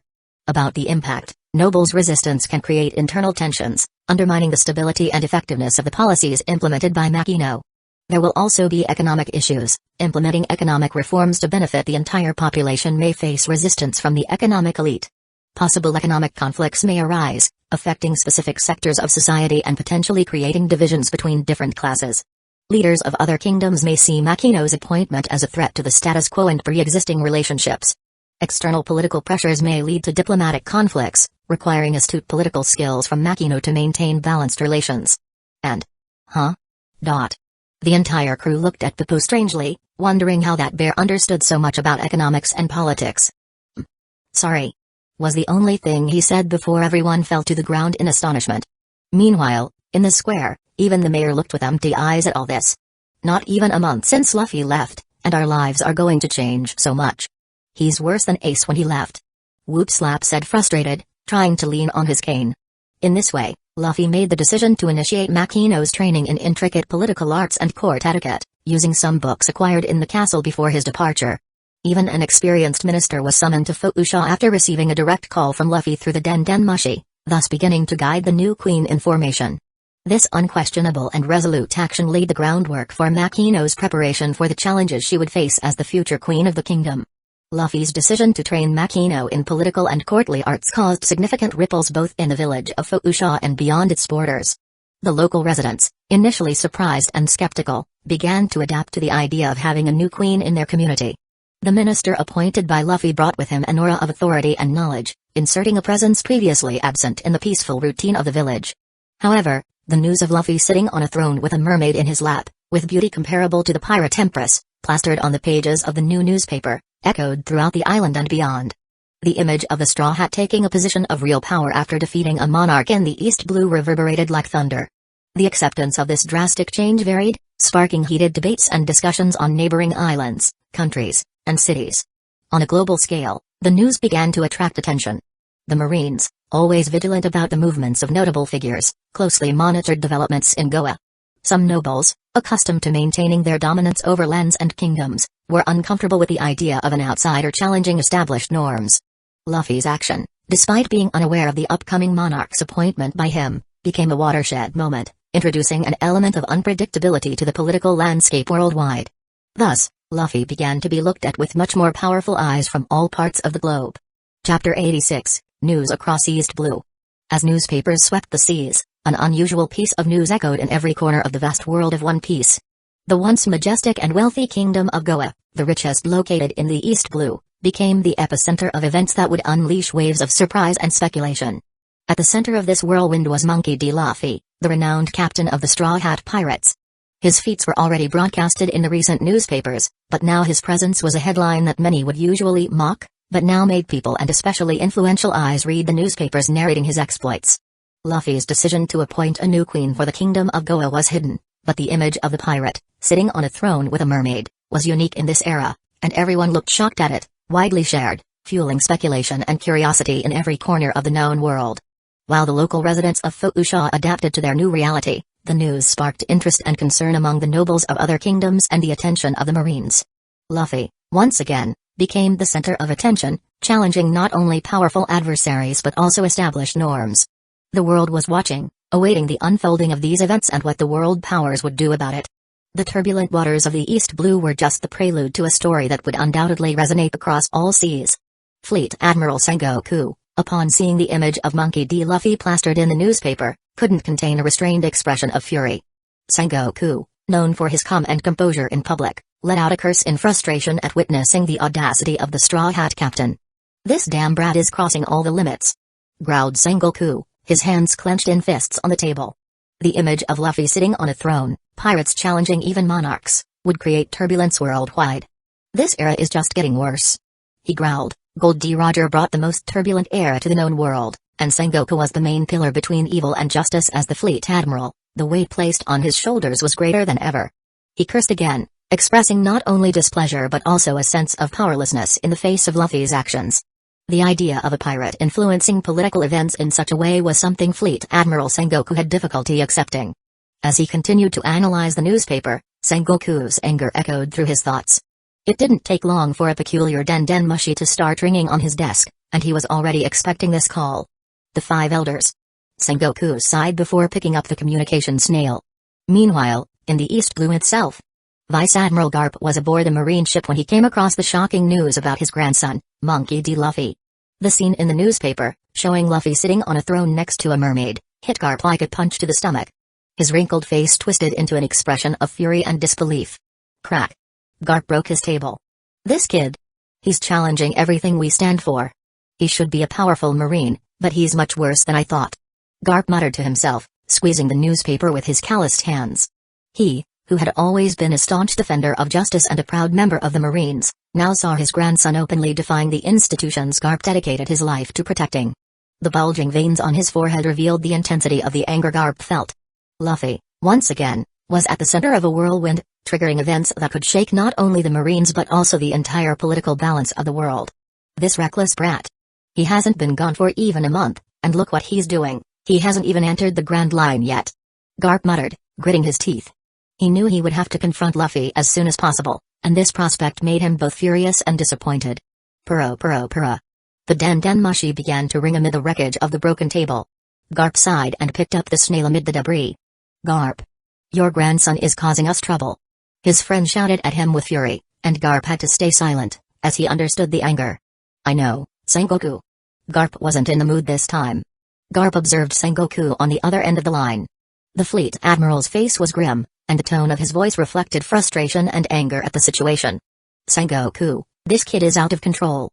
I can't believe he's causing so much turmoil. Luffy was never one to follow the rules, but this is too much." Garp replied, his fists clenched in a mix of disappointment and concern. Sengoku, knowing Garp's special connection with Luffy, tried to remain calm. "You need to act, Garp. He attacked 2 marine bases, defeated naval commanders, and now this story of taking a throne in Goa. This is unacceptable, even coming from your grandson." Garp sighed again. "I know, Sengoku. I'll go after him. But understand, this doesn't mean I'll arrest him without trying to understand what's going on. Luffy wouldn't do something like this without a reason."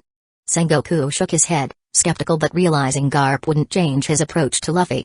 "You'll have reinforcements, Garp. We need to resolve this quickly before more problems arise. I'm sending a request to all nearby naval bases. I'll leave smokers stationed in Log Town, but you'll have assistance from all the other bases." "Understood, Sengoku. I'll take care of it." Garp ended the call, his eyes fixed on the den mushi for a moment. Then, he began to prepare for the pursuit of his troublesome grandson. "That Luffy baka. He's always been reckless." A new voice filled the room, and a figure appeared before Garp. "I know, let's go to Goa and teach him a lesson. I still hope to get him into the Marines. Yes, I'll arrest him, don't worry." The voice sounded determined. "I know you will." Garp looked at this person with a hint of pride. After all, not all of his family was taking a questionable path. In the bustling Shell City, the pink-haired boy looked at the newspaper in disbelief, absorbing the shocking news. "It seems we got away unscathed when that pirate was here," one of the Marines commented, while others murmured about Luffy's recent exploits. "Yeah, this guy is really a rogue. He not only destroyed Base 16 but also captured Captain Smoker, the strongest Marine in the sea, and had a photo taken with him in the newspaper as a captive. Now he killed a king." Gossip spread quickly among those present. The boy, who had been taken in by that base and was receiving training after Luffy spoke about the connection they would have with Garp, looked at Luffy's image in the newspaper with determination. He was determined to become strong and one day face that infamous pirate who now made headlines. In Orange Town. Those brats, I hope Chouchou is okay, grumbled an old man in a small town. In the quiet Syrup village, Mary, Kaya's dedicated butler, hurried to show the newspaper to his lady as she began her day. Ms. Kaya, look at the newspaper. It looks like Usopp's captain has outdone himself now. She couldn't help but smile as she examined the headlines. My lady, he killed a king. The king of Goa. Mary was a little scared. I know, but Luffy has always acted mysteriously. We've lived through this before. He must have his reasons for this, Mary. Trust Luffy, she said calmly. I hope so, he commented, still somewhat worried about the twists and turns fate had in store. In a lively floating restaurant known as Verity, a crew member burst into the kitchen holding a newspaper. Boss, take a look at this. Zeph, the respected head of Verity, cast a disdainful look at the headlines. Damn brat, he's really bold. Zeph didn't mince words in expressing his opinion. Someone in the kitchen questioned with concern. Is Reiju in trouble? If she is, it's her problem. That's their journey. We shouldn't question the actions of a pirate crew that has nothing to do with us. As long as Reiju is okay with those brats, the rest doesn't matter, Zeph declared, casting a meaningful glance at the kitchen before returning to his culinary duties. What are you all looking at? Back to work, there are many customers waiting, and they need to be fed, he shouted, and the staff quickly returned to their culinary activities. In the peaceful Kokoyasi village, the mayor couldn't contain his anger as he read the newspaper. That brat better take good care of the sisters after what he did to me, or else. The mayor grumbled, his narrow eyes expressing his irritation. The village was undergoing noticeable changes. Fueled by Luffy's initial funding and even before the arrival of the marine money, the community was in full swing, building a new port where Ifrit had defeated Garuda. The emergence of this new structure marked the beginning of a growing town on the island.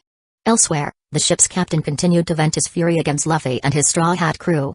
That damn Straw Hat. I'll get back at that pirate. The captain's voice echoed among the crew members, who listened with a mix of apprehension and anxiety.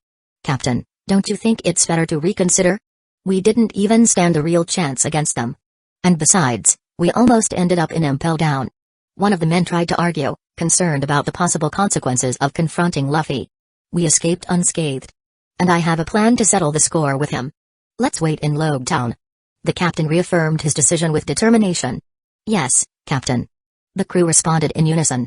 Meanwhile, Buggy the Star Clown began to get annoyed with the discussion around him. Did I hear someone talking about my nose? He bellowed, drawing attention to his presence on the deck. In Logue Town. Look at this, my love, said a man, holding the newspaper with Luffy's image printed. Ah, Zriixo's Luffy. Say Valitsos Kiloni save Dilva seg Eurot Nilvinjit Barity. Zri looks fearless this a photo. The woman responded, looking at the picture of the now famous Straw Hat Captain. Ha ha ha. Do you think? I would say they're enjoying their youth, said the man, laughing as he observed the excitement in the image. Siri, Isles Vamoriatia fearless Valitsos. Remember Scori istas Tilizai hon goals? Zri Vestergan Zri found Tilivan Zri bargain sit. The woman commented, reflecting on the past. You think? Asked the man again, curious to hear more. Say truth. Jerngon Maribissa. Zri became a Adrige pirate captain. Kiloni could imagined Bonabissa indomitable Valitsos would masverted Zri Bissa told me it? The woman concluded, smiling at the portrait of Luffy in the newspaper headlines. In the same large city, as a bell rang in the morning, a mysterious figure carefully examined the newspaper of the day. Her normally cold and arrogant eyes showed a peculiar expression, mixing fascination and a touch of surprise. You certainly know how to attract attention, she murmured as she touched the man's face in the newspaper with delicate hands. I can't wait to meet you again, my love, she murmured, while the morning breeze subtly swayed her clothes, adding a touch of mystery to her silhouette. A passion born many weeks ago was beginning to bloom even more in her heart as she continued to contemplate Luffy's image in the newspaper, imagining their reunion. In the same city. Captain Smoker. Dashiki approached cautiously as her captain examined the newspaper. Damn pirate. If he shows up here, I'll arrest them, even if it's the last thing I do. Smoker spoke with a dark voice, as the smoke from his cigar hovered in the air. While everyone absorbed the news about Luffy, a few days later, a grand event was happening in Goa. The sun began to stabilize in the midday sky over Goa, while the crowd in the kingdom's main square continued to slowly grow. As the crowd gathered in the city of Goa, an atmosphere of anticipation hung in the air. Lights flickered, illuminating the majestic stage prepared for a unique event. The murmuring voices of the crowd echoed between the buildings, creating a symphony of expectation. In the center of all the hustle and bustle, a figure, dressed with grace and elegance, ascended the steps leading to the stage with many ministers and prominent nobles of the kingdom and the court. Her steps were steady, and her expression combined the humility of servitude with the determination of someone about to lead a kingdom. On this day, Goa would gain a new queen, kind and friendly. Chapter 87, Queen of Goa. As the sun's rays painted the Goa sky in golden hues at the center of the heavens, announcing the arrival of a special day, a majestic platform rose in the heart of the city.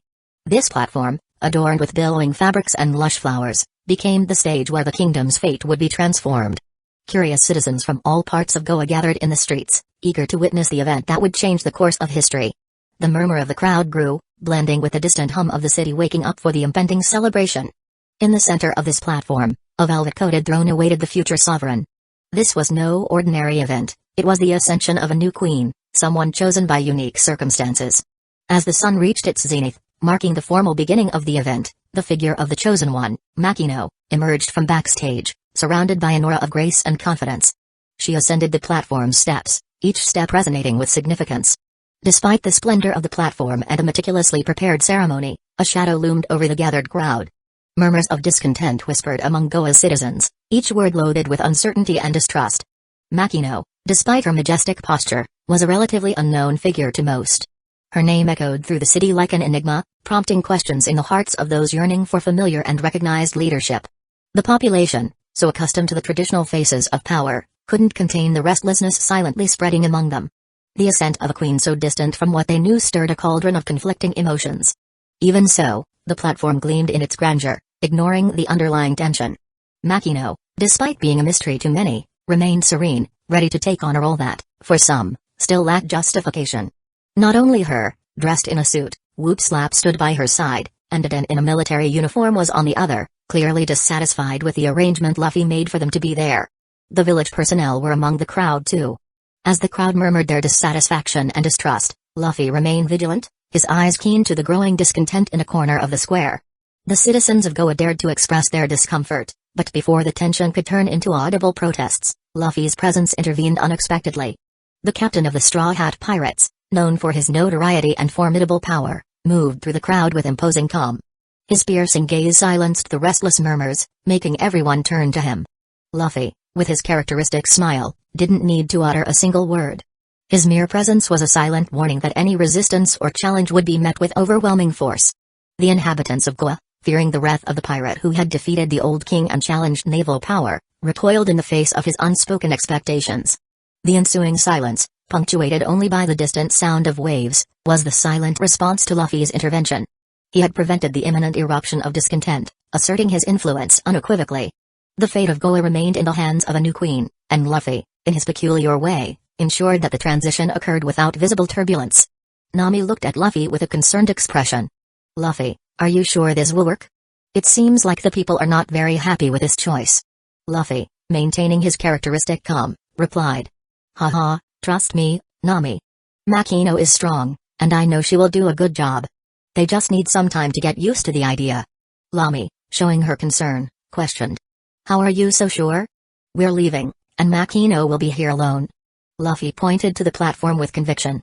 She's not alone, look closely at the platform. Diden, the former chief of the mountain bandits, now wore a peculiar uniform alongside her companions, all transformed into a group of royal knights. Luffy had acquired the devil fruits of chains and steel, which the former royal knights of Starry used, and handed them over for 300 million Baileys each with the system. Additionally, he gifted Makino with a sound fruit, a strategic choice to strengthen the kingdom's protection. Although Luffy could have chosen Elogia, such as the clouds or ash fruit, for the same value of 500 million, he opted for the sound fruit due to its enhanced combat potential, and it could manipulate sound, launching shockwaves like the earthquake fruit. In the end, Luffy spent 1.1 billion on 3 fruits, an investment aimed at ensuring the safety and prosperity of the kingdom in the future as his plans for the economies of the 3 East Blue Kingdoms unfolded. Besides, I have a secret card that will be announced soon. Luffy smiled, anticipating the reactions and expressions the news would bring, especially from those involved. What would that be? Reiju inquired. You'll find out soon. Luffy replied mysteriously. He possessed a trump card capable of immediately silencing any questions about Makino on the throne. As the event unfolded, The crowd hushed when a minister, dressed in ceremonial attire and an ornate crown, ascended the stage. His serious and solemn demeanor contrasted with the anxious murmur of the crowd. The minister raised his hands, calling for silence, and the audience quieted down, eager to hear his words. Sunbeams glistened on the minister's crown, adding a majestic gleam to his figure. "Noble citizens of Goa, it is with great honor and responsibility that I stand before you today," began the minister, his voice resonating through the square. "As the representative of the kingdom, I am here to announce a decision that will shape the future of our beloved home." The crowd murmured again, some exchanging intrigued glances. The minister stood firm, maintaining composure in the face of growing anticipation. "Our former king, who led Goa, is no longer with us. However, amid the shadows of loss, a new light of hope emerges." The minister continued, choosing his words carefully. "After careful deliberation and consideration, a new queen has been chosen to guide our destinies." The crowd's gazes alternated between confusion and anxiety. Some whispered among themselves, trying to decipher the meaning behind the minister's words. "This queen represents unity, change, and the promise of a better tomorrow for all of us. Though the circumstances are unexpected, we believe this choice will be for the good of Goa and all who call it home," proclaimed the minister, now fixing his gaze on the audience. The minister concluded his speech with a note of suspense, leaving the audience in a silence charged with anticipation. The words echoed in the air, and the crowd eagerly awaited the revelation of the new queen. With a solemn expression, the minister gestured in the direction where Makino was supposed to appear. All eyes focused on the elevated platform, awaiting the appearance of the woman about to assume the throne. "Let all welcome our future leader, the guardian of our traditions, Makino. The wife of Akagami no Shanks, one of the 4 emperors." The impact of the words made the crowd pause at that moment. Shanks' name, the 4 emperors, reverberated among those present, creating a sense of disbelief and surprise. As the crowd tried to process the revelation, a cacophony of voices arose in the midst of the commotion. "Shanks, the red-haired? This Makino is his wife? Send this to Morgan quickly, this is outrageous. This is going on the front page. She's the wife of an emperor. Our queen is powerful. I think we underestimated that village on the other side of the kingdom. Having a queen married to a 4 emperors is a major asset. This is a twist no one expected. Makino always seemed so ordinary.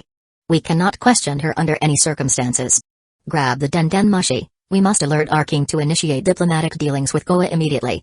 Murmurs and whispers echoed among those present, expressing a mix of incredulity, respect, and urgency. While some marveled at Makino's powerful connection, others hurried to communicate the news to Central Powers, recognizing the importance of maintaining diplomatic relations with the new queen. The minister, standing firmly in the center of the stage, meticulously observed the crowd's reactions, aware that this moment marked not only the installation of a new ruler but also the beginning of a transformative era for Goa. Luffy, strategically, had advised the minister to reveal this information at the moment of Makino's appointment. Luffy planned to quell any protest with Makino's normalization when they heard this, and he didn't seem disappointed as he watched people speak up. "Luffy, is this true?" As the crowd began to dwindle into murmurs of surprise and shock, Yamato approached Luffy in disbelief, seeking clarification on the truth of the connection between Makino and a 4 emperors, considering a 4 emperors is on the same level as her father. "Honestly, I don't know. But I know they have a good relationship." Luffy smiled, leaving his friends stunned with his typical nonchalance. He admitted uncertainty but assured them that their relationship was solid. The square buzzed with murmurs and surprises when suddenly a sweet voice broke through the hubbub.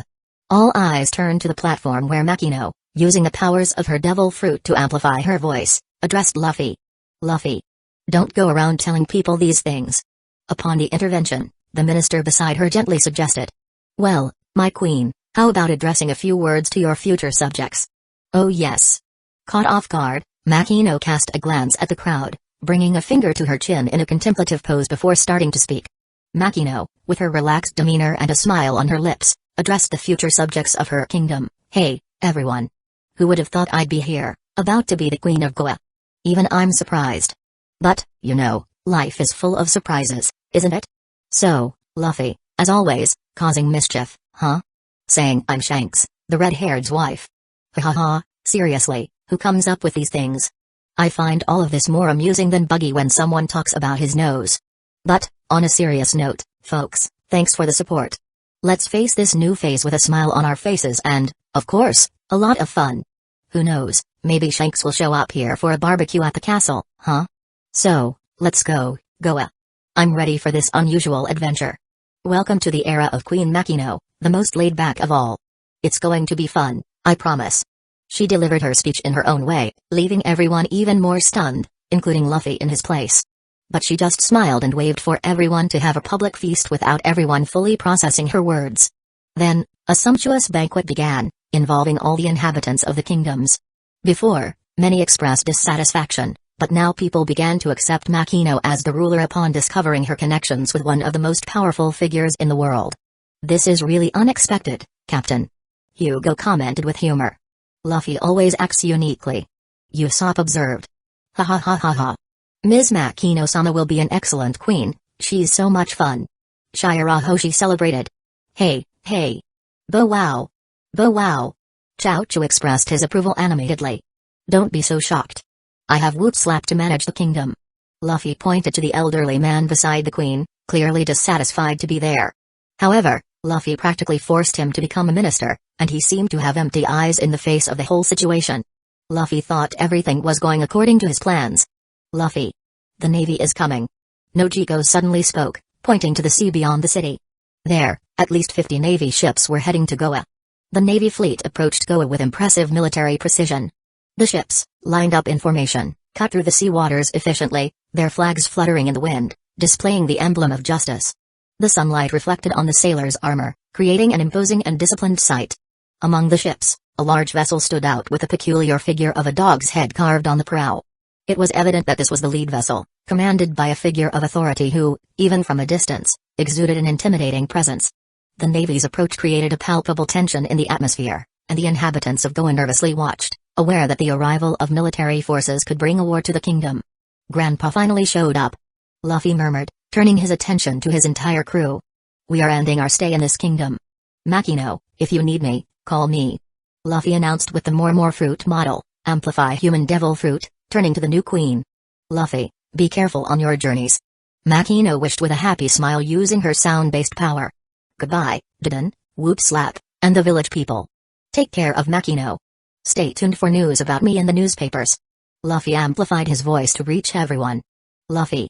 A collective cry was heard faintly, evidencing the dissatisfaction of those who, against their will, became ministers of the kingdom. Even from a distance, the discomfort with Luffy's arrangements was evident.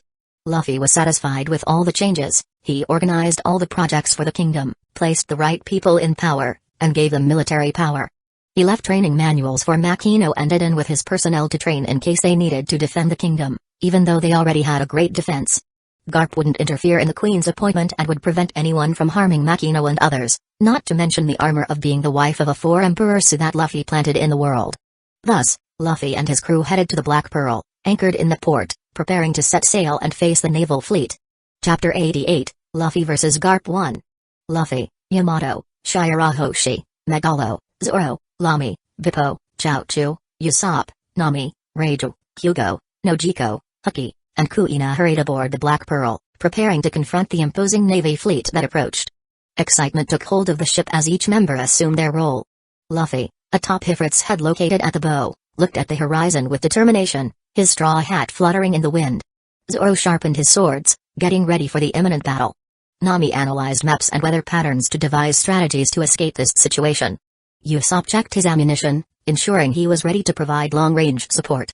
Meanwhile, Shirahoshi, Hucky, and Megalo stayed in the inner part of the ship, ready to use their aquatic powers when needed. Reiju and Hugo, with their unique abilities, prepared to ensure the crew was in the best conditions.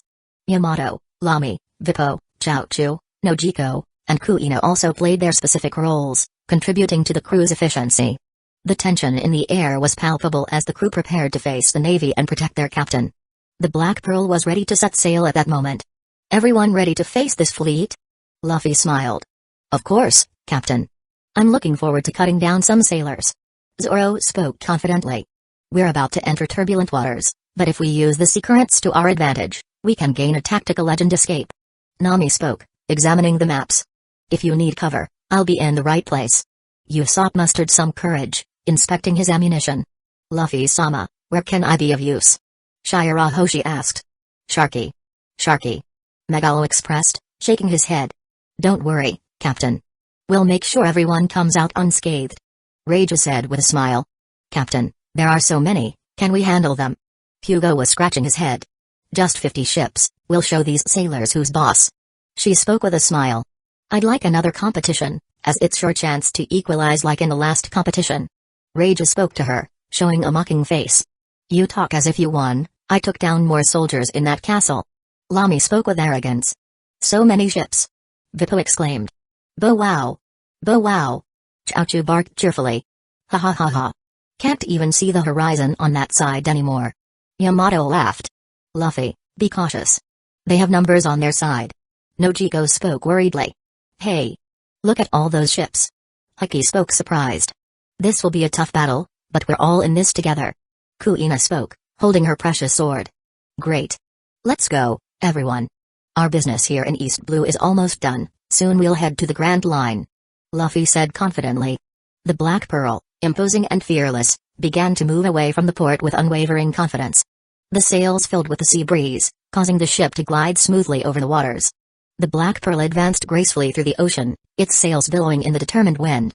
On the deck, Luffy remained at the bow, his expression serious and determined, focused on the approaching Navy fleet. Aboard the Navy's flagship, Garp watched the Black Pearls approach with keen eyes. The contrast between the two ships was evident. The Black Pearl, a symbol of freedom and daring, cut through the waves with confidence, while Garp's ship represented the disciplined strength of the Navy.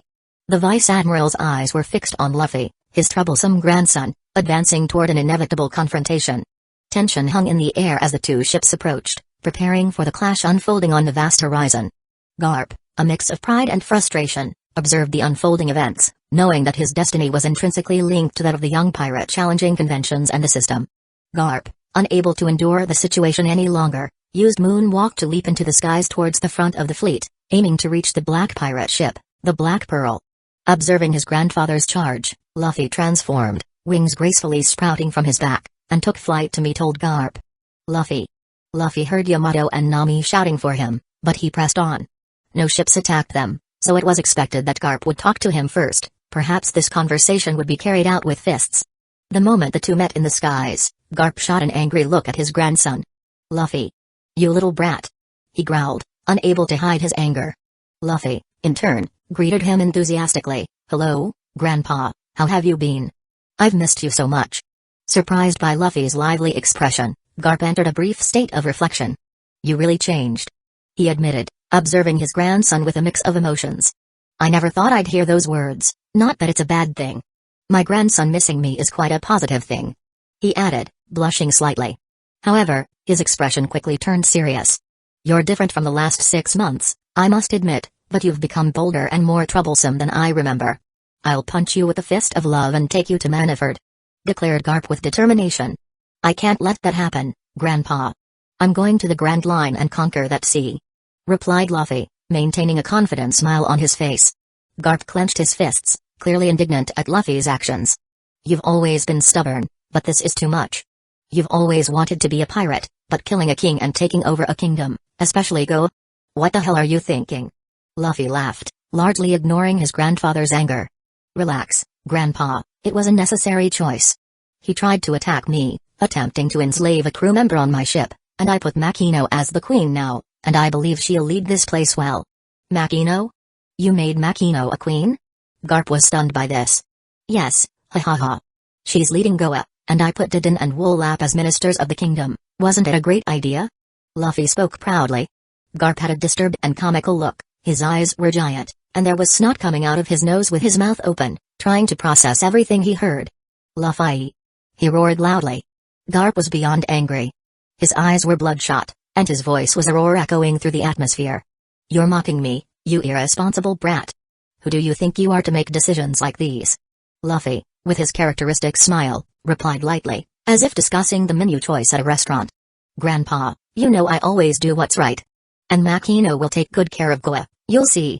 Garp, furious, punched the ship's deck, leaving a crack. Makino as queen? And Didin and Woopslap as ministers.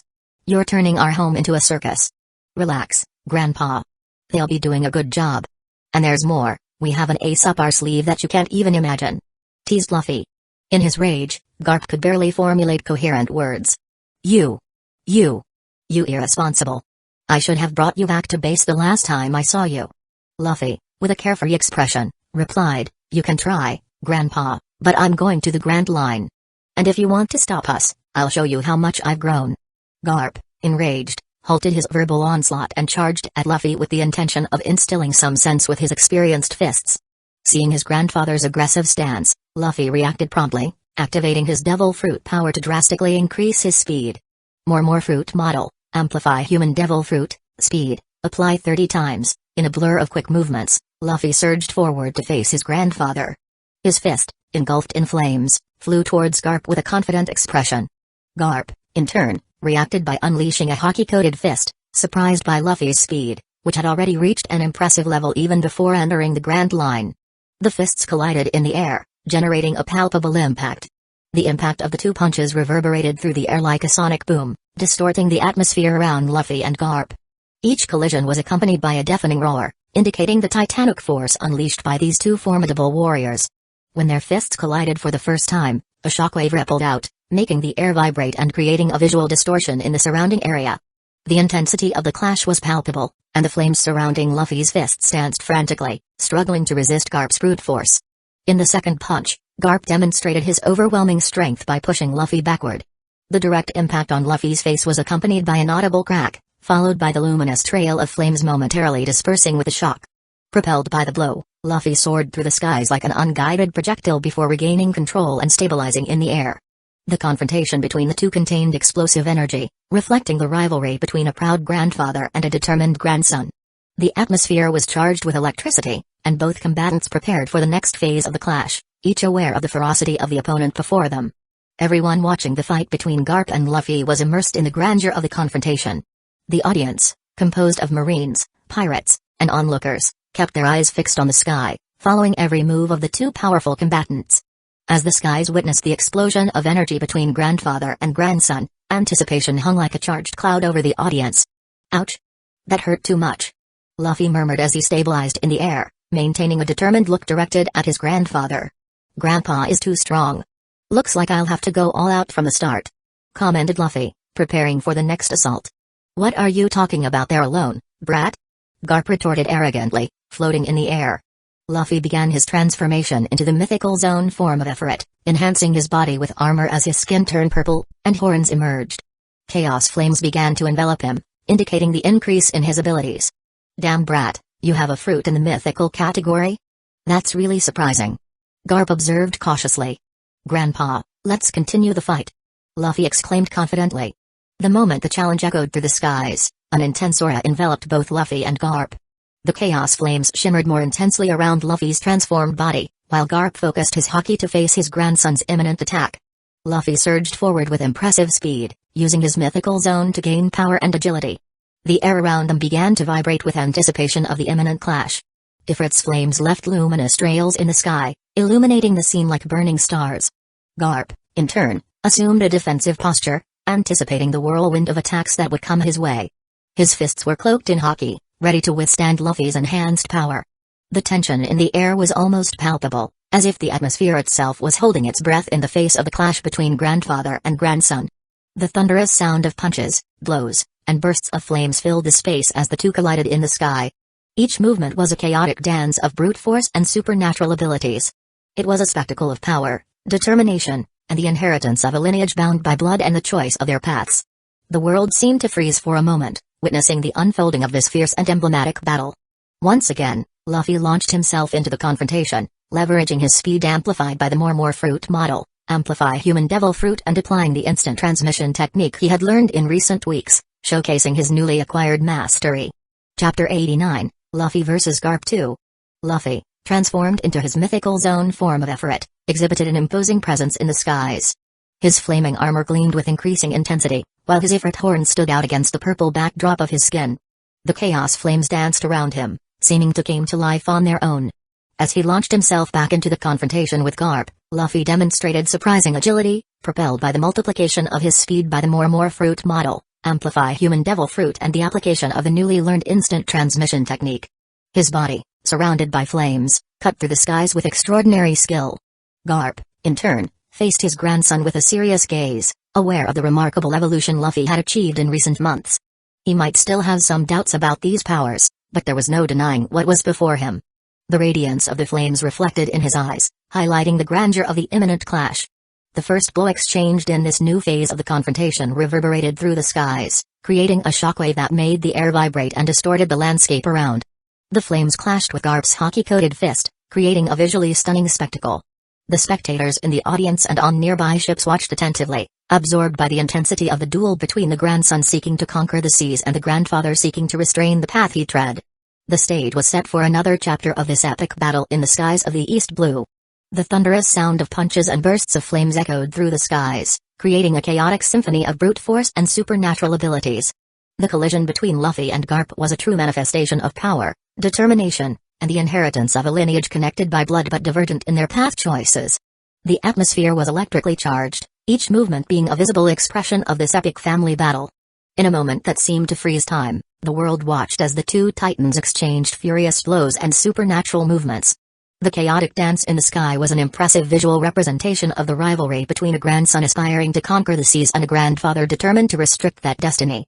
Luffy, now transformed into his second mythical zone form of Efrit, dove into the fight with surprising agility. The chaos flames danced around him, creating a luminous spectacle that contrasted with the backdrop of the sky. His body, enveloped in these flames, moved like a gust of wind toward Garp. The newly learned instant transmission technique allowed Luffy to perform evasive movements and quick attacks, a clear expression of his newly acquired mastery. The fierce battle was only beginning, and the world was captivated by the magnificence of this clash in the skies of the East Blue. Garp murmured as he dodged his grandson's blows, carefully observing each peculiar movement. Your powers are really strange. You clearly have a mythical zone, but your speed is increasing at a much higher rate than normal. While fists clashed and chaos flames danced in the air, Luffy, on the other hand, quickly analyzed the situation amid the intense fight. His thoughts were a whirlwind of strategies and reflections. Damn. I'm barely scratching the surface of this fight. My natural strength is classified as B, and by transforming, I reach a rank A state. If I enhance my strength with the more fruit model, amplify human devil fruit, I would reach S level, but I'd still be below my grandfather, who likely boasts strength at SS or SS level. Not to mention the other stats where I would lose an advantage by using the more fruit model, amplify human devil fruit to boost my speed. Even in the face of this perceived disadvantage, Luffy continued to confront Garp with determination, his sharp mind seeking a strategy that could level the playing field and exceed the expectations placed upon him. Luffy decided to intensify the battle by unleashing a sequence of skillfully choreographed blows. With each punch, chaos flames erupted, creating explosions that filled the space between him and Garp. Each explosion was a manifestation of the intensity of the conflict, a physical representation of the fierce struggle between grandson and grandfather. Garp, in turn, reacted with agility, skillfully dodging the explosions and responding with powerful blows. The dance of fire and punches filled the skies, forming a visual narrative of a clash between two titans. With each explosion, Garp's strength was felt, but Luffy persistently sought ways to overcome this inequality. As explosions illuminated the sky, and the crowd in the city and the marine fleet watched with wide eyes, marveling at the grandeur of the epic clash between the pirate captain and the marine hero. Even the residents of Goa were not immune to the spectacle, looking up at the sky above all the ships, where the two combatants created impressive explosions. On the deck of the Black Pearl, the crew watched the battle with a mix of surprise and admiration. Reiju, Lamy, Hugo, Vippo, Usopp, Ecchi, Nojiko, Shirahoshi, Kuina, Zoro, Yamato, Nami, and Megalo shared their impressions in the face of the grandeur of the duel. This is way beyond us, commented Reiju, observing the power spectacle, showing her surprise at the magnificence of the battle. I can't disagree with you, added Lamy, whose eyes were fixed on the aerial duel. That's the marine hero. No surprise for someone who was Gold Roger's rival, pondered Hugo, with a thoughtful look. And to think that the captain is related to the marine hero, exclaimed Bippo, revealing a slight amazement. This fight is between monsters, spoke Usopp, revealing a certain hesitation in his tone. What kind of human family is this? Questioned Ecchi, feeling a certain unease. Luffy, whispered Nojiko beside him. Luffy will be fine. Don't worry, affirmed Nami, maintaining unwavering faith in her captain. While the epic aerial confrontation between Luffy and Garp unfolded in the skies, Yamato, now acting as vice-captain in Luffy's absence, watched the battle attentively. Her keen eyes noticed a new threat emerging on the horizon, adding complexity to the situation. The fight is ongoing, but it looks like the Marines are moving in our direction, warned Yamato, her voice laden with seriousness. Everyone on the crew turned their attention to the marine ships, advancing determinedly toward the Black Pearl. We must hold them off until Luffy returns from his confrontation with his grandfather. declared Yamato, taking a firm and decisive stance. Faced with the imminent threat from the Marines, she led the group with confidence in the absence of their captain. While the clash in the skies between Luffy and Garp continued, the crew was prepared to face the challenges looming on the horizon. This stretch of the ocean, once the exclusive stage for the battle between grandfather and grandson, now transformed into a field of multiple conflicts. Cannon shots echoed through the air, creating a symphony of destruction. The Black Pearl, now the target of the Marines, sailed fearlessly through the projectile storm from 50 ships. On board, Luffy's crew reacted swiftly. Yamato took a defensive posture, using her abilities to create a sturdy barrier. Zoro, Lamy, Reijo, and Nami coordinated efforts to evade enemy attacks and counter when possible. Meanwhile, Luffy, still engaged in combat with Garp in the skies, sensed the growing threat to his ship. His eyes narrowed with determination, and he knew it was time to face not only his grandfather but also the challenges the Marines were throwing at him and his crew. "If you blink, you miss it, Luffy," Garp shouted, his warning echoing across the battlefield. Propelled by overwhelming force, Garp unleashed a powerful punch directly to Luffy's face. The impact was cataclysmic, triggering an explosion of force in the air. The sound of the punch reverberated like a thunderous roar, while the chaotic flames surrounding Luffy's fists seemed to momentarily flicker in the face of Garp's immense concentrated strength. Luffy's face was thrown backward, leaving a luminous trail of dissipating flames in its wake. Garp's expression remained serious and determined, showcasing the intensity of the devastating blow he had dealt. Impacted by the overwhelming punch, Luffy soared through the skies like a wayward bullet but, with impressive agility, regained control and stabilized in the air. "What a punch!" Luffy murmured, adjusting his jaw after the brutal impact. "I told you to pay attention to our fight," Garp reprimanded, materializing in front of his grandson with the instant transmission technique. Luffy had to go on the defensive instantly. "Damn, Grandpa, you're a monster," Luffy complained, skillfully dodging Garp's powerful blows. "Luffy, stop the cursed brat. You've gotten so strong, you should have followed the path of an admiral. Why did only Lucy follow the right path in this family?" Garp exclaimed, delivering powerful blows against his grandson. Meanwhile, Garp muttered to himself. "This family. So stubborn, but so full of potential." He unleashed increasingly intense blows, demonstrating combat skills befitting his reputation as a marine hero. Amidst the exchange of blows, Luffy seized an opening and launched a series of explosions towards Garp, trying to gain some advantage. The explosions illuminated the sky, adding an extra layer of aerial spectacle to the already epic battle. His grandfather attacked again, and Luffy skillfully evaded Garp's formidable attacks, whose overwhelming strength cut through the air. While punches and explosions filled the air, the intense exchange between grandfather and grandson continued.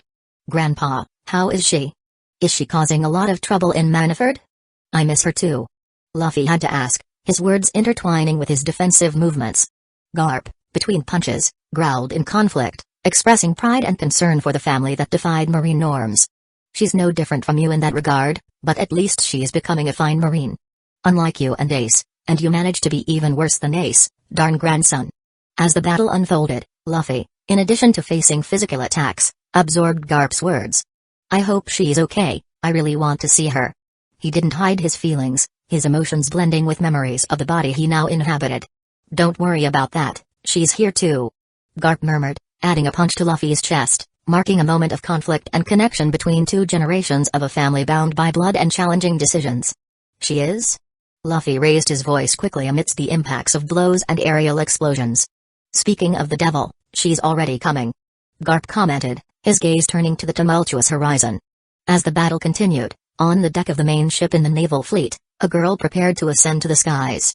With agility, she positioned her arms on the sails, stretching like a cat about to pounce. In the next moment, she launched herself into the sky, propelling toward the epic showdown between grandfather and grandson like a rocket. It didn't take long for the female figure to enter the combatant's field of vision. The intensity of the battle momentarily decreased, with even Garp halting his frenetic attacks to observe the imminent arrival of the girl. She appeared before Luffy, who looked at her with a mix of longing and surprise. Clad in a marine uniform, resembling a lieutenant or captain, the girl had an unmistakable face, a strikingly feminine version of the original Luffy himself. Her features were lively reminiscent of the Straw Hat Pirate's captain's face, enhanced by a femininity that added a new layer to the familiarity of the countenance. "Brother!" she shouted, her voice echoing through the skies as she approached. "Lucy!" Luffy exclaimed, his eyes shining with joy at seeing his sister. "Long time no see, brother. You have weird powers, what kind of transformation is this? But it's so cool." she said in the air, her eyes shining like stars as she expressed her fascination. Brother, you've become a pirate. I'm going to arrest you, she demanded, a mix of determination and playfulness in her expression. Ha ha ha ha, I'm waiting, Lucy. Luffy laughed, ready to receive his sister's charge. Take this then. Gamu gamu no. She began to stretch her arms, preparing to show her own version of the familiar elastic techniques.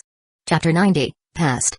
Luffy, seeing his sister after so many months, memories began to surface in this moment, recalling how his life in this world was before his memories from the other life had been replenished.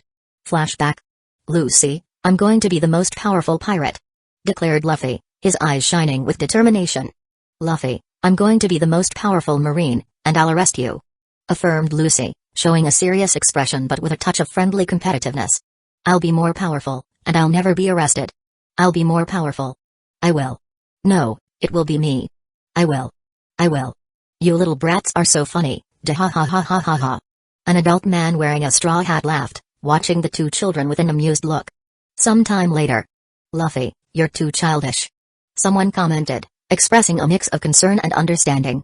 She's right, Luffy, added another, agreeing with the previous assessment. You girls don't understand. I'm going to be a great pirate and dominate all the seas, exclaimed Luffy, excited and full of confidence.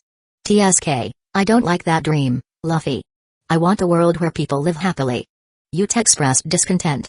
It's a beautiful dream, Yuta. I want to bring justice to the world, Lucy said, revealing a deep passion for her ideals.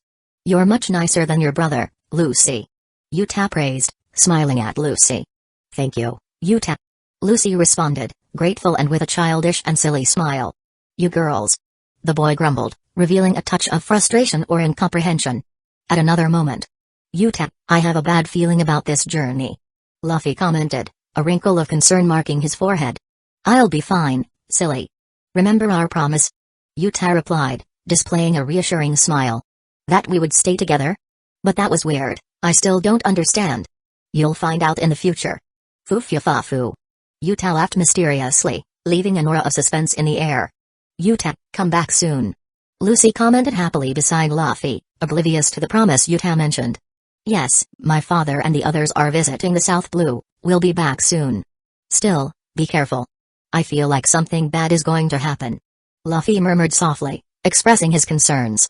Don't worry, I'll be back soon, Yuta said, leaning in to give Luffy a kiss on the cheek. Hey, what's this?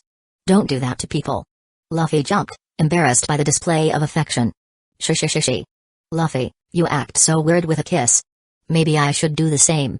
Lucy laughed at her brother's sudden attitude. No, definitely not. Luffy protested vigorously at his sister's suggestion. Did I see you kissing my daughter, brat? Shanks arrived at the trio, surprising them. I didn't. She kissed me. Luffy protested, trying to explain himself. Do you know what that means? Shanks looked at Luffy seriously, increasing the tension. No. The boy didn't like how Shanks was staring at him. It means you're going to die. Shanks began to draw his sword from its sheath, making Luffy widen his eyes in shock. Come here, brat. Shanks shouted, and Luffy ran, being chased by the pirate captain. Shh. Ha ha ha ha ha ha ha ha. The two girls laughed at this scene, watching the interaction between Luffy and Shanks with a touch of amusement. Some time later. Da ha ha ha ha ha ha. Why are you laughing? Did you let them step on you, Shanks? I thought you were strong enough for that. The boy exclaimed angrily as he rose in the bar chair, seeing Shanks soaked in alcohol after being humiliated by mountain bandits. Luffy, not everything is resolved through violence, Shanks commented calmly, trying to calm the boy. They humiliated you. You should be powerful, as a pirate should be. The girl next to him was a bit shy, and before he could say anything to his brother, Luffy jumped off the chair and ran to the back of the bar. I hate you, Shanks. Luffy shouted and left with tears in his eyes. Luffy. The girl commented, showing concern. Let him be, Lucy, he's upset for what happened with Yuta, he has every right to be angry with me. Yes. But it wasn't your fault. Lucy lowered her head, understanding and murmuring the situation. Eat something, Lucy, your brother will be back before you know it. Shanks stood up and smiled at the girl, ruffling her hair. Yes. What a horrible fruit. Lucy found something to eat, but didn't like it much and complained. Lucy, you. Did you eat the treasure fruit? What have you done, brat? Shanks tried to grab her and make her spit out everything she ate, but only made his neck stretch at that moment. What's happening? Lucy seemed terrified at the transformation, her neck starting to stretch. You ate the rubber fruit, you can never swim again, your body is rubber. Shanks shouted at her, revealing the consequences of eating that devil fruit. What? How can I be a marine like this? Lucy was terrified, making faces considering the implications. But before they could say more, the bar door opened again with the village mayor. Shanks. Luffy is in trouble. An old man, whoop slap, entered Makino's bar, visibly frightened. What? My brother? He's facing the mountain bandits who left this bar a while ago, now they're threatening to kill the boy, said the old man, quite scared. We must go, Lucy, we'll talk about your fruit later. Shanks concluded, anticipating the urgency of the situation. At another moment. Shanks. Why? The boy cried into the man's chest. I couldn't let a boy die, could I? Shanks replied, his voice conveying compassion. But. Your arm. The boy tried to avoid looking at where Shanks had lost his arm to save him. Even being a good swimmer, he couldn't go back to the village with that sea monster, but Shanks still saved him. Shanks sacrificed his arm for the boy who, just a few hours earlier, said he hated him. Shanks's heroic gesture did not go unnoticed, creating a deeper connection between the two, while the boy was filled with regret and sadness. Some time later. Shanks, so you're leaving? Lucy commented next to Luffy at the port, while Shanks and his crew prepared to return to the New World. I must go, my journey is waiting for me, Luffy and Lucy. I hope to see great things from you one day. Shanks looked at the children with satisfaction. Of course, I'll be a great marine like Grandpa and capture you, just like Luffy too. She said excitedly. I can't wait for that. Ha. You'll never capture me because I'll be the pirate who will rule all the seas. Luffy declared. Oh? How can you be so sure? Are you willing to create that path? Shanks smiled at the boy. I swear, this is my dream. One day I'll have a crew that will be the most powerful in the world. I'll be the strongest pirate and man of all. No one will stop me, be it you or Lucy. And I'll get you, Lucy, you'll join my crew too. The boy shouted with his childish voice but seemed quite sincere. Who said I'll be in your crew, Luffy Baka? I'll be a great marine, a vice admiral, and I'll capture you. Lucy said, sticking her tongue out at her brother. Ha. I liked hearing that, Luffy. Let's make a promise then. Shanks said, taking off his hat and putting it on the confused Luffy's head. See, this hat is very precious to me. I want you to wear it until the day you become a great pirate, and you have to protect your sister too, she's very special. Shanks said with a relaxed voice, but no one could imagine the weight behind those words. That. Your hat, Shanks? Luffy and Lucy looked at the man surprised. Yes, now it's yours, and it looks good on you. So, promise me. Shanks smiled. I promise. I'll become a great pirate, recognized as the great emperor of the sea. I'll protect my sister and one day pass your hat again. Luffy shouted with excitement. I'll be waiting for you. Shanks left after that, leaving behind a promise that would echo through time. Some time later. Come on, brats. A man dressed in the marine uniform carried 2 children in each of his arms. I shouldn't have left you in the village, damn Shanks, how he corrupted my grandchildren. I'll be a pirate. I'll rule the seas. It's decided, Grandpa. Luffy protested while in one of Garp's hands. Pop Garp threw them up and punched each one, then caught them again. Ouch. That hurt. Luffy protested, rubbing the affected area. Yes, because it hurt, now I'm made of rubber. Lucy still didn't fully understand her pain, something she didn't feel anymore after eating Shanks's fruit. Boo-ah-ha-ha-ha-ha. This is the fist of love, you'll always feel your grandpa's love. This is to remove any influence that damn redhead has put on you. Garp said seriously. Grandpa, but I want to be a powerful marine like you. Lucy protested. But now you're a devil fruit user thanks to that damn man. Garp growled. No matter what you say, I'll be a pirate. Luffy said firmly, demonstrating his determination. Ouch. Stop hitting me. Luffy cried after another punch, but still with a touch of silly laughter. I'll take you to live in the mountains, there you'll learn to be great marines. Garp said as he continued on his way with the 2 children, outlining a new destiny for them. Some time later. Who are you, you bastard? The door opened with a fat woman growling. It's me. Garp said calmly. Gee Garp?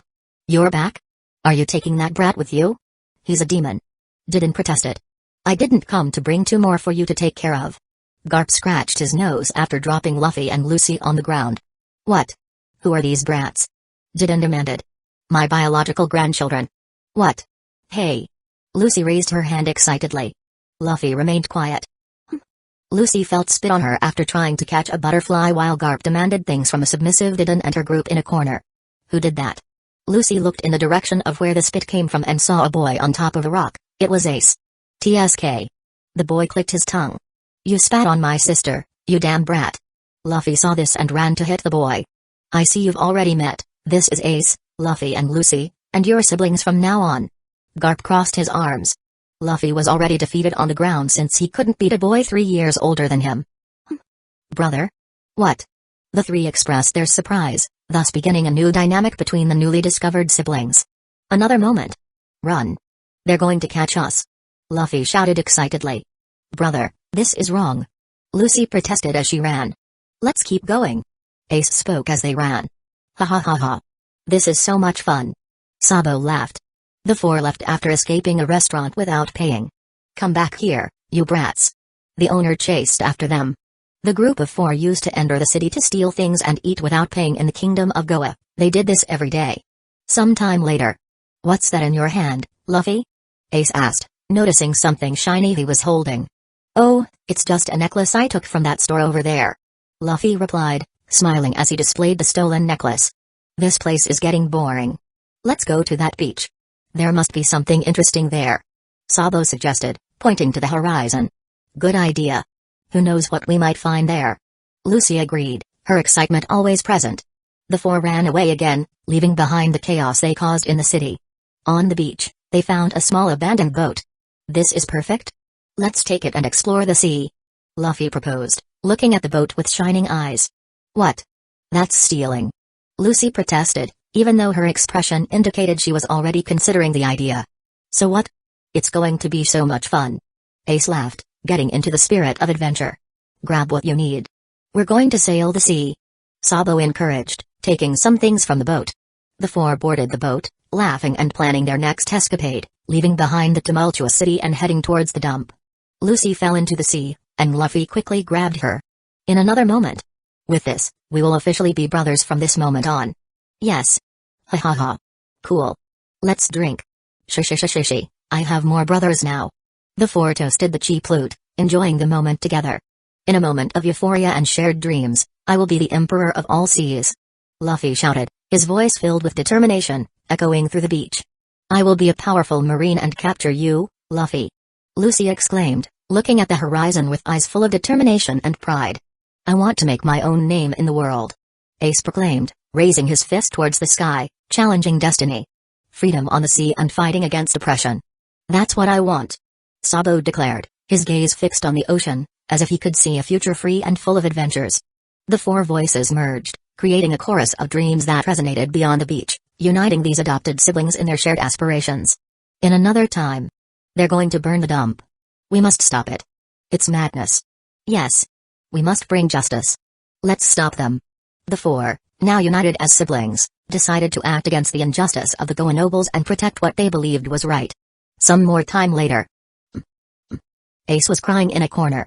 Luffy let the tears flow silently. Luffy. He's really gone. Lucy sobbed along with her brother, incessant tears marking the trail of their sadness. Yes, Lucy. Sabo. Died. Luffy said in tears as well, his voice wavering with the pain of loss. Ah. Lucy cried viscerally, as if each tear was an echo of the pain her heart carried. I'm sorry, sister, I'm really sorry. Luffy enveloped Lucy in his arms, letting her cry on his shoulder, while his own tears mixed with hers. It was a shared lament between siblings who had lost someone dear. Ace, good luck. You can do it, Ace. Master it before I arrive, because I plan to give you a beating. You can wait, Luffy, you'll never surpass me. I will capture you and bring justice. Good luck trying that, Lucy. Goodbye, brother. Goodbye, Ace. See you in the future, siblings. Lucy, we'll see each other soon, right? Yes, brother. I'll leave earlier, but we'll meet in the sea. Good luck, Lucy. Me too, brother. Lucy had strange eyes for Luffy. Apostrophe. Luffy remained silent, not knowing how to react to that. About that. Lucy commented.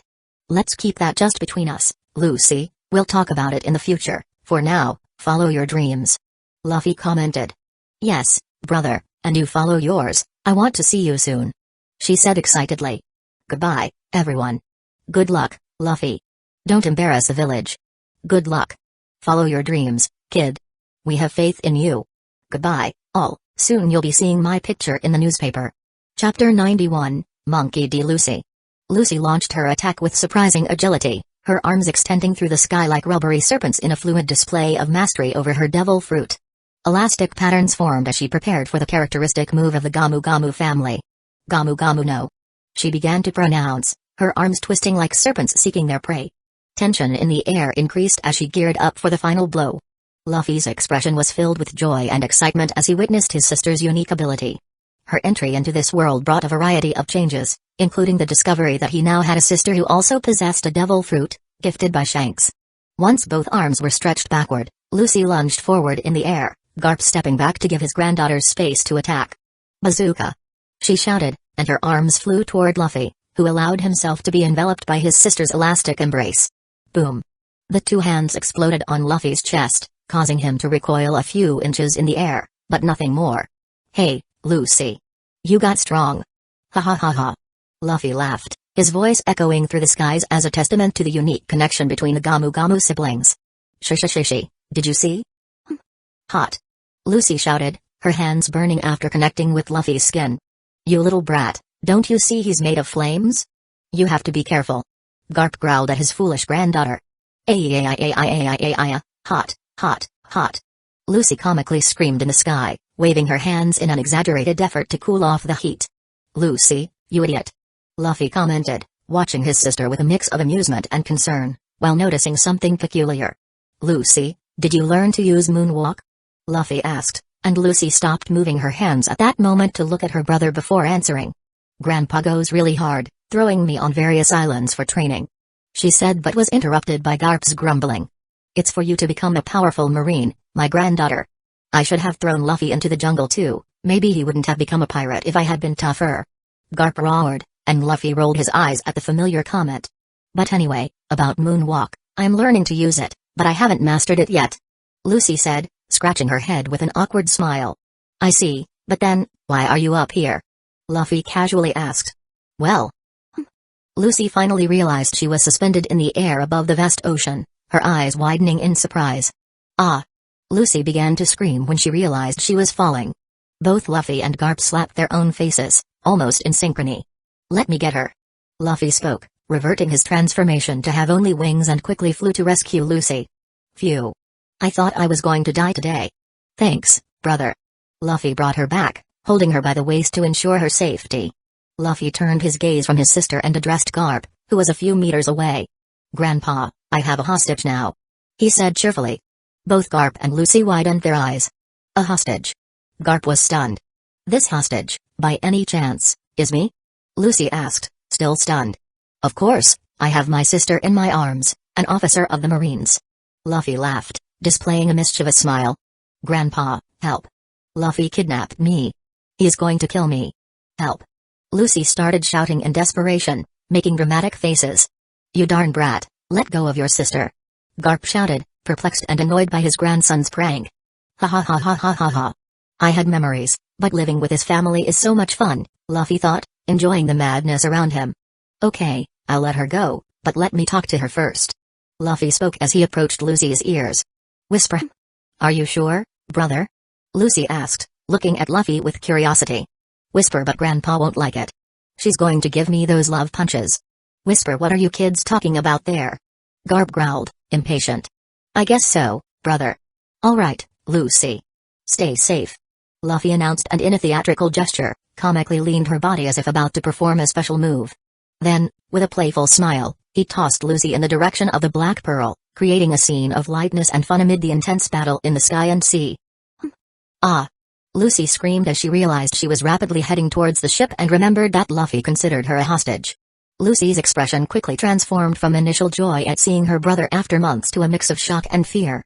Her eyes widened as she tried to process the sudden change of emotions, and her initial cries of joy turned into a mixture of alarm and confusion. The crew, even amid the chaos of battle, watched with concern and curiosity at the cry in the sky as Lucy approached the Black Pearl.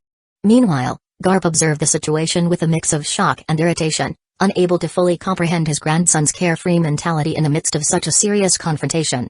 "Ah! I'm gonna die!" Lucy screamed in fear as she descended through the air. "Kid, where did you throw your sister?" Garp asked, perplexed, eyes fixed on Luffy as he flew through the sky. "Don't worry, Grandpa. She'll be fine. Let's continue our fight." Luffy smiled at Garp, displaying confidence and determination. "Enough of the games, Luffy. Now you'll feel the love punches," Garp shouted, promising an intensification in the battle. "Bring it on, Grandpa," Luffy announced, preparing to face his grandfather's powerful punches. As the fight resumed in the skies, the Black Pearl was the target of an incessant barrage of cannon shots from all directions. However, the skilled crew of the ship executed precise maneuvers, skillfully dodging each cannonball, ensuring the efficient protection of the pirate ship amidst the chaos of battle. "Oh. Now that I remember, I'll be fine." The crew heard a scream from the sky and saw a woman falling in their direction. Pop. An elastic sound reverberated through the deck as she landed. Lucy, with a serious and determined expression, stood upright, showcasing her ability to handle dramatic falls. The crew, initially surprised, soon realized it wasn't an enemy attack. "Who was this?" Nami exclaimed, not recognizing this intruder, while using her wind to protect the ship. "An enemy attack?" Usopp shouted in alarm. "Oh." Usopp eased, lowering his weapon. The initial surprised expression was replaced by widened eyes as they noticed a woman dressed as a marine falling onto the deck in a strange manner. "I'm fine. Shh. Good thing I'm made of rubber." The strange woman quickly got up while scratching her head in celebration. "Who are you?" Zoro asked, brandishing his sword in a defensive stance, an aura of distrust hanging over the crew. "A marine." Nojiko answered suspiciously, noting her distinctive uniform. "Nay. They decided to send someone." Ecchi muttered, analyzing the situation with a keen eye. "She must be quite strong to come all the way here flying," Yamato commented, watching the marine with a mix of curiosity.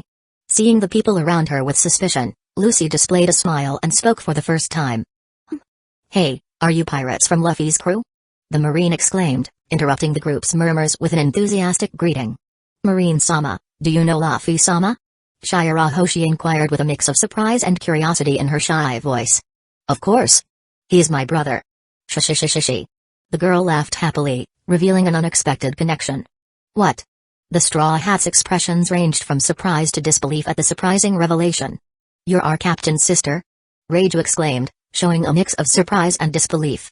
"It's Lucy, right? I heard Luffy talk about her in Fusha." Yamato recalled, connecting the pieces of the story. "Incredible." Bippo commented, watching the newcomer with fascination, while the crew absorbed the surprising revelation about Luffy's family. "A bear!" Lucy exclaimed with stars in her eyes. "Sorry. Shh. What a funny bear. Luffy's sister is in the Marines, how bizarre." Hugo commented. "Don't forget that his grandpa is Garp," Lami mentioned. "So, no one's going to ask why she's on our ship when the captain is fighting in the sky with his grandpa," Nojiko commented, crossing her arms. "Hey, can you guys stop arguing? We're being bombarded from all sides. I'm going to need help, or the ship will take severe damage," Nami shouted, her voice cutting through the chaos as she struggled to protect the ship from the constant cannon shots. Lucy, still a bit dazed, quickly recovered as she remembered something important. "Ah.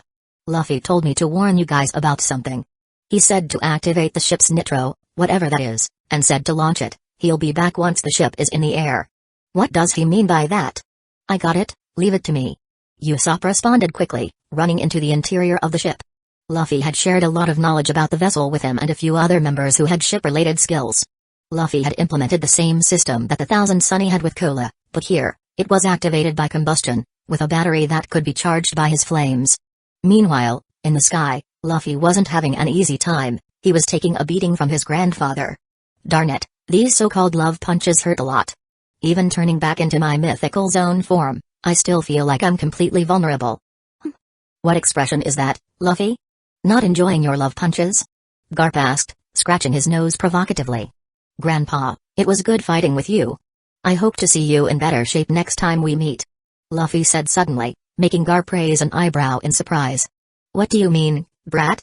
You can't escape my punches," Garp replied, clenching his hands with determination. "But, Grandpa, Dad is coming over there. I doubt you can fight both of us at the same time," Luffy said, pointing with his finger behind Garp. "What? Dragon is here? How do you know your father?" Garp quickly turned his body, searching for his son. However, he only found the empty ocean behind the marine fleet. Luffy. When he realized he had been tricked, he turned to face his mischievous grandson but saw only the empty space in front of him. Goodbye, Grandpa. It was great seeing you. Luffy's amplified voice echoed below him, reaching the deck of the Black Pearl. Luffy, do you think you can escape from your grandpa? Garp shouted, determined not to let Luffy get away unpunished. I'm pretty sure I can, Grandpa. It was nice seeing you, and thanks for the cookies. Luffy showed a package in his hand, teasing Garp. My cookies. Garp quickly searched his pocket, realizing that they had been stolen by Luffy during the exchange of punches in the air.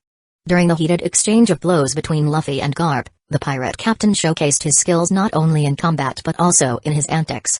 While dodging powerful blows and the pressure from his grandfather, Luffy seized an opportunity to perform an agile and sneaky maneuver. In a quick and precise movement, he slid his hand into Garp's pocket, where he knew the coveted cookies were stored.